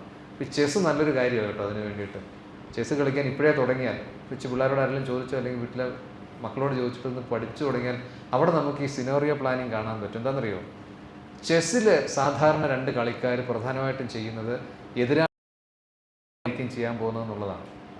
ഇപ്പോൾ നമ്മുടെ പ്രജ്ഞാനന്ദയ്ക്കും അതുപോലെ തന്നെ ഇപ്രാവശ്യം കിട്ടിയ അദ്ദേഹത്തിൻ്റെ പേരെന്താ, നമ്മുടെ ഇന്ത്യൻ അദ്ദേഹത്തിൻ്റെ പേര് ഗുകേഷ്, ഗാരി കാസ്പറോവ്, വിശ്വനാഥൻ ആനന്ദിൻ്റെയൊക്കെ ഒരു സവിശേഷത ഏതാണ്ട് 30 നീക്കങ്ങൾ ആൻറ്റിസിപ്പേറ്റ് ചെയ്ത് കൗണ്ടർ മൂവ്മെൻറ്റ്സ് അവർക്ക് ആൻറ്റിസിപ്പേറ്റ്. നമുക്കൊരു 2 പോലും കഴിയില്ല. അതുകൊണ്ടാണ് നമ്മൾ ഇവിടെ ഇങ്ങനെ ഈ കൃഷി ഓഫീസറായിട്ടൊക്കെ ഇരിക്കുന്നത്. മനസ്സിലായില്ലേ? നമുക്ക് 2 പോലും വലിയ പ്രയാസമാണ്. അതിനകത്ത് നന്നായിട്ട് കളിക്കുന്നവർക്ക് 3-4 ഒക്കെ ആൻറ്റിസിപ്പേറ്റ് ചെയ്യാൻ പറ്റും. അത് ഒപ്പോണൻ്റ് ഇത് ചെയ്യുമ്പോൾ ഞാൻ ഇന്നത് ചെയ്യും, ഇനി അപ്പോണൻ്റ് അതാണ് ചെയ്യുന്നത്, ഞാൻ ഇത് ചെയ്യും. ഇങ്ങനെ ഒരു 3-4 അഡ്വാൻസ് ആയിട്ട് അവർക്ക് ആൻറ്റിസിപ്പേറ്റ് ചെയ്യാൻ പറ്റും. പക്ഷേ ഗാരി കാസ്പറോവിനൊക്കെ ഏതാണ്ട് 30 വരെ ആൻറ്റിസിപ്പേറ്റ് ചെയ്യാൻ പറ്റുമെന്നാണ് പറയുന്നത്. അത് ഹ്യൂമൻ കേപ്പബിലിറ്റിയുടെ അങ്ങേയറ്റമാണ്. സിനോറിയോ പ്ലാനിങ് അവിടെ പ്രധാനമായിട്ട് നമുക്ക് കാണാൻ കഴിയുന്നത് ഈ പലതരത്തിലുള്ള അസംഷൻസ് വേണം. ഇന്നത് സംഭവിക്കാം. ഇതൊക്കെ നമ്മൾ ആലോചിക്കുമ്പോൾ ഇത് വളരെ, നിങ്ങൾ ചിലപ്പോൾ തോന്നി ഈ ക്ലാസ്സിൻ്റെ ഭാഗമായിട്ട് ഞാൻ വന്ന് പറയുന്നതാണ്. നിങ്ങൾ പിറ്റേ ദിവസത്തെ ഒരു പ്രവർത്തനത്തിന് വേണ്ടി പോകുന്ന സമയത്ത് നിങ്ങൾ സ്ട്രാറ്റജി പ്ലാൻ ചെയ്യാറില്ലേ? ഇല്ലേ? നമ്മളൊക്കെ ചെയ്യാറില്ലേ? ഇന്നതാണ് വരുന്നതെങ്കിൽ ഞാൻ ഇന്നതായിരിക്കും ചെയ്യുക. അങ്ങനെയാണെങ്കിൽ വേറെ എന്തെങ്കിലും ഒരു സംവിധാനം ആലോചിക്കണം. ഇത് കുറച്ചുകൂടെ സ്ട്രക്ചേർഡായിട്ട് ചെയ്താൽ അത് ഡെവലപ്മെൻറ്റ് പ്ലാനിങ്ങിനെ വലിയ തോതിൽ സഹായിക്കും. And that is one reason why you have to invest so much of time in planning the process of development. ഏറ്റവും ദുഃഖകരമായ ഒരു കാര്യം എന്ന് വെച്ചാൽ നമ്മളൊക്കെ പ്രൊഫഷണൽസ് ആണെങ്കിലും നമ്മൾ ഒരിക്കലും ഈ പറയുന്ന സാങ്കേതിക വിദ്യകളോ ടെക്നിക്സോ ഒന്നും ഒരു സ്ട്രക്ചേർഡായിട്ട് നമ്മൾ ചെയ്യാറില്ല എന്നുള്ളത് മാത്രമാണ് പറയാൻ ഉദ്ദേശിക്കുന്നത്. And also plan for how your strategy can adapt in each scenario. ഓരോ സിനോറിയോയിലും നിങ്ങളുടെ പ്ലാൻ എങ്ങനെ അഡാപ്റ്റ് ചെയ്യുക എന്നുള്ളത്, സത്യം പറഞ്ഞാൽ ഏതെങ്കിലും ഒരു പ്രവർത്തനത്തിന് പോകുന്നതിന് മുമ്പിട്ട് ഒരു മണിക്കൂർ ഒന്ന് ധ്യാനിച്ചിരുന്ന് പേപ്പറിൽ ഇതൊന്ന് ചിത്രരൂപത്തിൽ എഴുതുകയും എന്തൊക്കെ കാര്യങ്ങൾ വരാൻ സാധ്യതയുണ്ട് എന്ന് ഒന്ന് വരച്ചു കുറിച്ച് വെക്കുകയും ചെയ്താൽ തന്നെ നമ്മുടെ ഒരു പകുതി പണിയിലധികം തീരും എന്നുള്ളതാണ്. ആ ഒരു പ്രൊഫഷണലിസം നമുക്ക് കൂടുതൽ വികസിപ്പിച്ച് കൊണ്ടുവരാൻ കഴിയും. അടുത്ത് ഇതും കൂടി കാണിച്ചുകൊണ്ട് ഞാൻ ഏതാണ്ട് അവസാനിപ്പിക്കാം. ഇത് ഈ SWOTൻ്റെ വേറൊരു മിക്സാണ്. TOWS, ടോസ് മാട്രിക്സ് എന്ന് പറയും. ഇത് കുറച്ചും കൂടി എളുപ്പത്തിൽ SWOT നടത്താൻ നമ്മളെ സഹായിക്കുന്ന ഒരു സ്ട്രാറ്റജിയാണ്. ഇത്രയേ ഉള്ളൂ. ഒന്ന്, ഇത് കൂടുതൽ ആക്ഷൻ ഓറിയൻറ്റഡ് ആണ്. ഞാൻ നേരത്തെ സൂചിപ്പിച്ചു, സൂചിപ്പിച്ചു. എന്താണ്? സ്ട്രെങ്തും ഓപ്പർച്യൂണിറ്റീസും, SO, വീക്ക്നെസ്സും ഓപ്പർച്യൂണിറ്റീസും. സ്ട്രെങ്തും ത്രെറ്റും, വീക്ക്നെസ്സും ത്രെറ്റും. ഇതിനെ ഇങ്ങനെ സെഗ്രിഗേറ്റ് ചെയ്ത് കാണാൻ കഴിയണം. എന്താണ് സ്ട്രെങ്തും ഓപ്പർച്യൂണിറ്റീസും? How can you use your strengths to capitalise on opportunities? Strength ഉപയോഗിച്ച് ഓപ്പർച്യൂണിറ്റീസിനെ ഉപയോഗിക്കാൻ കഴിയുമോ? വളരെ ഡയറക്റ്റ് ആയിട്ടുള്ള 1-to-1 കറസ്പോണ്ടൻസ് അവിടെ, ഡയറക്റ്റ് കോറിലേഷൻ അല്ലേ? നിങ്ങളുടെ ഈ ഓരോ സ്ട്രെങ്ത് എന്തിനു വേണ്ടി ഉപയോഗിക്കാൻ പറ്റും? ഈ നിങ്ങൾ കണ്ടുപിടിച്ച ഓപ്പർച്യൂണിറ്റീസിനെ മാക്സിമൈസ് ചെയ്യാൻ പറ്റും. പറ്റില്ലേ? അങ്ങനെയാണ് അതിനെ കാണേണ്ടത്. അതാണ് റിലേഷൻഷിപ്പ്. അതുപോലെ വീക്ക്നെസ്സസിനെ ഓപ്പർച്യൂണിറ്റീസ് ആയിട്ട് എങ്ങനെ നമുക്ക് ചെയ്യാൻ പറ്റും? നിങ്ങൾക്ക് ഉണ്ടാകാവുന്ന വീക്ക്നെസ്സസിനെ ഈ ഓപ്പർച്യൂണിറ്റീസ് ഉപയോഗിച്ച് മിറ്റിഗേറ്റ് ചെയ്യാൻ പറ്റും. അതുപോലെ സ്ട്രെങ്തും ത്രെറ്റും, how can you use your strengths to counteract threats? സ്ട്രെങ്തിനെ ഉപയോഗിച്ച് നിങ്ങൾക്ക് ത്രെറ്റിനെ മറികടക്കാൻ പറ്റും. എന്തായിരിക്കും ത്രെറ്റ്? സ്ട്രെങ്ത് തന്നെയാണ് ത്രെറ്റ് അല്ലേ? നമ്മുടെ ആരോഗ്യമാണ് നമുക്ക് എതിരെ വരുന്ന ഭീഷണി ചെറുത്ത് നിൽക്കാൻ നമ്മളെ സഹായിക്കുന്നത്. അത് നമ്മുടെ ഈ ഭൗതിക ബലം മാത്രമല്ല ഉദ്ദേശിക്കുന്നത്. നമ്മുടെ ഓരോ സ്ട്രെങ്തും, whatever strength we have identified earlier as a small example, can be used for counteracting the threats. And weaknesses and threats, how can you protect yourself from threats and minimize the weaknesses? ഈ രൂപത്തിലുള്ള ഒരു strength weakness relationship matrix is very important, and this matrix will give you A very meaningful understanding of A development situation. വേറെ വലിയ കാര്യങ്ങളൊന്നും ചെയ്തില്ലെങ്കിൽ പോലും ഈ SWOT അനാലിസിസിൻ്റെ ഈ ഒരു വേരിയൻറ്റും കൂടി നമുക്ക് ആ വിധത്തിൽ ഉപയോഗിക്കാൻ കഴിഞ്ഞാൽ you will be able to have a strategic planning. So this is another McKinsey എന്ന് പറയുന്ന ഒരു കൺസൾട്ടൻസി കമ്പനിയുടെ ഒരു ഫ്രെയിംവർക്കാണ്. That is you have to have strategies. 7 Sകളെ കുറിച്ച് പറയുന്നുണ്ട്. Strategy, structure, systems, shared values, skills, style, staff. ഇത് നിങ്ങളത് കയ്യിൽ എഴുതിയെടുത്തോളൂ. ഇത് കഴിഞ്ഞതിന് ശേഷം ഏതെങ്കിലും ഒരു ഡെവലപ്മെൻറ്റ് സിനാറിയോ പ്ലാൻ ചെയ്യുന്ന സമയത്ത് ഈ 7 Sഉം വളരെ പ്രധാനപ്പെട്ടതാണെന്ന് മനസ്സിലാവും. So these are all frame works. നമ്മളത് വളരെ ഡീറ്റെയിൽഡ് ആയിട്ട് പോകുന്നില്ല. ഈ ഫ്രെയിം വർക്ക് മാത്രമാണ് ഇവിടെ നമ്മൾ പറയാൻ ഉദ്ദേശിച്ചത്. ഈ സ്റ്റൈല് ഒരു ചെറിയ എക്സാമ്പിൾ ഞാൻ പറയാം. ഈ സ്റ്റൈല് പ്രധാനപ്പെട്ടതല്ലേ? നിങ്ങൾക്ക് ലീഡർഷിപ്പിൻ്റെയൊക്കെ ട്രെയിനിങ് ലഭിച്ചിട്ടുണ്ടാവും. ലീഡർഷിപ്പ് ആൻഡ് മാനേജ്മെൻറ്റ് സ്റ്റൈല് വളരെ പ്രധാനപ്പെട്ടതല്ലേ? നിങ്ങൾ എപ്പോഴെങ്കിലും ഒരു ഇൻട്രോസ്പെക്ഷൻ നടത്തിയിട്ടുണ്ടോ? നിങ്ങളുടെ leadership and management style efficient ആണ്, നിങ്ങളുടെ കൂടെയുള്ളവരെ കൊണ്ടുപോകാൻ കഴിയുന്നുണ്ട്, അവരെ സന്തോഷത്തോടെ അവരെ വർക്കിലേക്ക് ഫോഴ്സ് ചെയ്യാൻ പറ്റുന്നുണ്ട്, അവരെ ലീഡ് ചെയ്യാൻ പറ്റുന്നുണ്ട് എന്നുള്ള വിധത്തിൽ നമുക്ക് ആലോചിച്ചിട്ടുണ്ടോ? Whether I am a good leader or not, whether I am a good manager or not, ഒരു ഇൻട്രോസ്പെക്ഷൻ നടത്തിയിട്ടുണ്ടോ? ഇവിടെ ലീഡർഷിപ്പ് ട്രെയിനിങ് ഉണ്ടല്ലോ അല്ലേ? MC ലീഡർഷിപ്പ് ട്രെയിനിങ് ഉണ്ടല്ലോ അല്ലേ?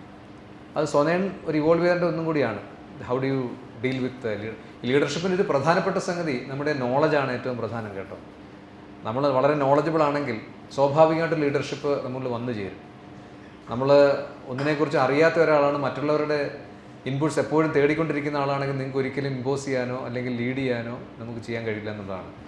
അടുത്തത് സ്കിൽസാണ്. സ്കിൽസ് വളരെ പ്രധാനപ്പെട്ട ഒന്നാണ്. എന്താണ്? Capabilities and competencies. ഈ 2 കാര്യങ്ങളിലും നമ്മൾ നോക്കേണ്ടതായിട്ടുണ്ട്. ഇപ്പോൾ ഞാൻ ഈ പറഞ്ഞിട്ടുള്ളത് തന്നെ ഒരു മാനേജർ ലെവലിലേക്ക് പോകുന്ന സമയത്ത് മാനേജ്മെൻറ്റിൻ്റെ സ്കിൽസ്, അതുപോലെ തന്നെ ഹ്യൂമൻ റിലേഷൻസിൻ്റെ സ്കിൽസ്, ടെക്നോളജി സ്കിൽസ്, ടെക്നോളജി ആപ്ലിക്കേഷൻ്റെ സ്കിൽസ്, ടെക്നോളജി എങ്ങനെ സമൂഹത്തിൽ ഉപയോഗിക്കുക എന്നുള്ളത് സംബന്ധിച്ചിട്ടുള്ള കൃത്യമായിട്ടുള്ള ധാരണ, ഇതൊക്കെ വളരെ പ്രധാനപ്പെട്ടതാണ്. So they are all very important. This is something very interesting. See, just read it. You try to create a new one instead of going to a crowded existing one. നിങ്ങൾ സ്വന്തമായിട്ടുള്ളൊരു സാധനം തയ്യാറാക്കാൻ നോക്കുക. ഒരു പുതിയൊരു ഐഡിയ, വ്യത്യസ്തമായൊരു പുതിയ idea ചെയ്യാമോ? എല്ലാവരും ചെയ്യുന്നതിന് പകരം പുതിയ ഒരെണ്ണം തയ്യാറാക്കുന്നത്. ഇതൊക്കെ മാർക്കറ്റിങ്ങിനകത്തൊക്കെയുള്ള ഓരോരോ സ്ട്രാറ്റജീസാണ്.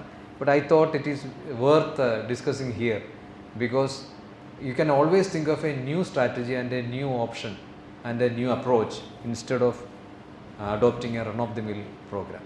So with this I think we will stop. I am not going much into budgeting. Budgeting is nothing but translation of your strategic planning into quantifiable, workable utilization of resources. നിങ്ങൾ ഈ സ്ട്രെങ്തും ഓപ്പർച്യൂണിറ്റീസും വീക്ക്നെസ്സിൻ്റെ ഫ്രെയിംവർക്ക് മാത്രം വെച്ച് ബജറ്റിങ്ങിന് സാധ്യതയുണ്ടോ? ഞാനീ പറഞ്ഞതൊക്കെ വായുവിൽ ലയിച്ച് പോയോ? എനിക്കൊരു വ്യഗ്രതയുണ്ട്, ഞാനീ പറഞ്ഞ മിനിമം കാര്യങ്ങളെങ്കിലും പറഞ്ഞു പോകണമെന്ന്. അതുകൊണ്ട് ഓരോ സമയത്തും നിങ്ങളുമായിട്ട് ഇൻട്രാക്ട് ചെയ്യാൻ ചിലപ്പോൾ പറ്റിയെന്ന് വരത്തില്ല. നിങ്ങളിപ്പോൾ ഏത് ലോകത്താണെന്ന് പോലും എനിക്ക് അറിയത്തില്ല. നിങ്ങൾ മിക്കവാറും എനിക്കൊന്ന് വിജിലൻസ് കമ്മീഷണറുടെ ആ ഒരു ഇൻഫ്ലുവൻസിലാണോ എന്ന് എനിക്കൊരു സംശയമുണ്ട്. ഇത് കഴിഞ്ഞു പോയാൽ പെൻഷൻ കിട്ടുമോ? നമ്മൾ ജീവിക്കുന്നത് തന്നെ പെൻഷൻ മേടിക്കുന്നതിന് വേണ്ടിയിട്ടാണ്. അല്ലേ, നമ്മുടെ ഒരു പൊതുവായിട്ടൊരു സമീപനമല്ലേ, എന്താണ് 26 വർഷം 27 വർഷം 30 വർഷം നമ്മൾ ജോലി ചെയ്തു. എന്തിനു വേണ്ടി ജോലി ചെയ്തു? മിക്ക ആൾക്കാരോടും പോയി ചോദിച്ചു നോക്കുക, അവർ പറയും സ്വസ്ഥമായിട്ട് പെൻഷൻ കിട്ടണം. അതിനുവേണ്ടി നമ്മൾ 23 വർഷം 27 വർഷം ജോലി ചെയ്തു. അപ്പോൾ അതിന് പകരം ഇനി അവശേഷിക്കുന്ന ഒരു 3-4 വർഷം, എനിക്ക് നിങ്ങളുടെ ഒരു പൊതുവായിട്ടുള്ള കാലഗണന വെച്ച് നോക്കിയിട്ടൊരു 3 വർഷം ഒക്കെ ഒരു ആവറേജ് നിങ്ങൾക്ക് സർവീസിലുണ്ടാവുമെന്ന് കരുതുന്നു, എനിക്കറിയില്ല അല്ലേ. 4 വർഷം. ഏതാണ് ഏറ്റവും യങ്ങസ്റ്റ്? ആരാ ഇവിടുത്തെ? You are the youngest. നിങ്ങൾക്ക് എത്ര വർഷമുണ്ട്? 10 വർഷമുണ്ടോ? 3 വർഷമാണ്. ഏറ്റവും യങ്ങസ്റ്റിന് 3 വർഷമേ ഉള്ളൂ. 16 വർഷം ഇനിയുണ്ടോ? My goodness. ആണോ? ഏത് വകുപ്പിലാണ് വർക്ക് ചെയ്യുന്നത്? Dairy department. ഓക്കെ. ആ ഡയറിയിൽ കുറച്ചും കൂടെ നേരത്തെ പ്രൊമോഷൻ കിട്ടും അല്ലേ, അസിസ്റ്റൻറ്റ് ഡയറക്ടറൊക്കെ ആവാൻ പറ്റും. ഡയറി വല്ലതും എടുത്താൽ മതിയായിരുന്നു തോന്നുന്നുണ്ടാവും അല്ലേ? ഓക്കെ. സോ ഇനിയുള്ള കുറച്ച് സമയമെങ്കിലും നമ്മളൊന്ന് വ്യത്യസ്തമായിട്ട് നമ്മുടെ ആ മേഖലയിൽ എന്തെങ്കിലും പുതുതായിട്ട് ചെയ്യാൻ കഴിയുമോ എന്ന് നോക്കാനുള്ള ഒരു ശ്രമം നടത്തണം എന്നുള്ളതാണ് പറയാനുള്ളത്. ഈ ബജറ്റിംഗ് നിങ്ങളെ സംബന്ധിച്ചുള്ള അത്ര ബാധകമല്ല. കാരണം നിങ്ങൾക്ക് ബജറ്റ് ചെയ്യേണ്ട ആവശ്യം വരുന്നുണ്ടെന്ന് എനിക്ക് തോന്നുന്നില്ല അല്ലേ. പക്ഷേ നിങ്ങൾക്ക് ബജറ്റ് ചെയ്യുന്നൊരു ആവശ്യം വരുന്നുണ്ട്. എവിടെയാണ് വരുന്നത്? ലോക്കൽ പ്ലാനിങ്ങിനകത്ത് വരുന്നുണ്ട്. ജില്ലാ പഞ്ചായത്ത് അതുപോലെ തന്നെ താഴേക്കുള്ള മേഖലകളിൽ നിങ്ങൾക്ക് ബജറ്റിങ്ങിൻ്റെ ഒരു സാധ്യത വരുന്നുണ്ട്. ബജറ്റിങ്ങിൻ്റെ principles is again a bit complicated. I do not want to go into it. I think I would stop here. At a chance later we will meet again. So thank you so much for the patient hearing. Thank you Dr. Mohanachandran. അല്ല, doubt നമുക്ക് ചോദിക്കാം. ഞാൻ ഇതൊക്കെ പറഞ്ഞതിന് ശേഷം doctor Mohanachandran for his invitation. Thank you so much.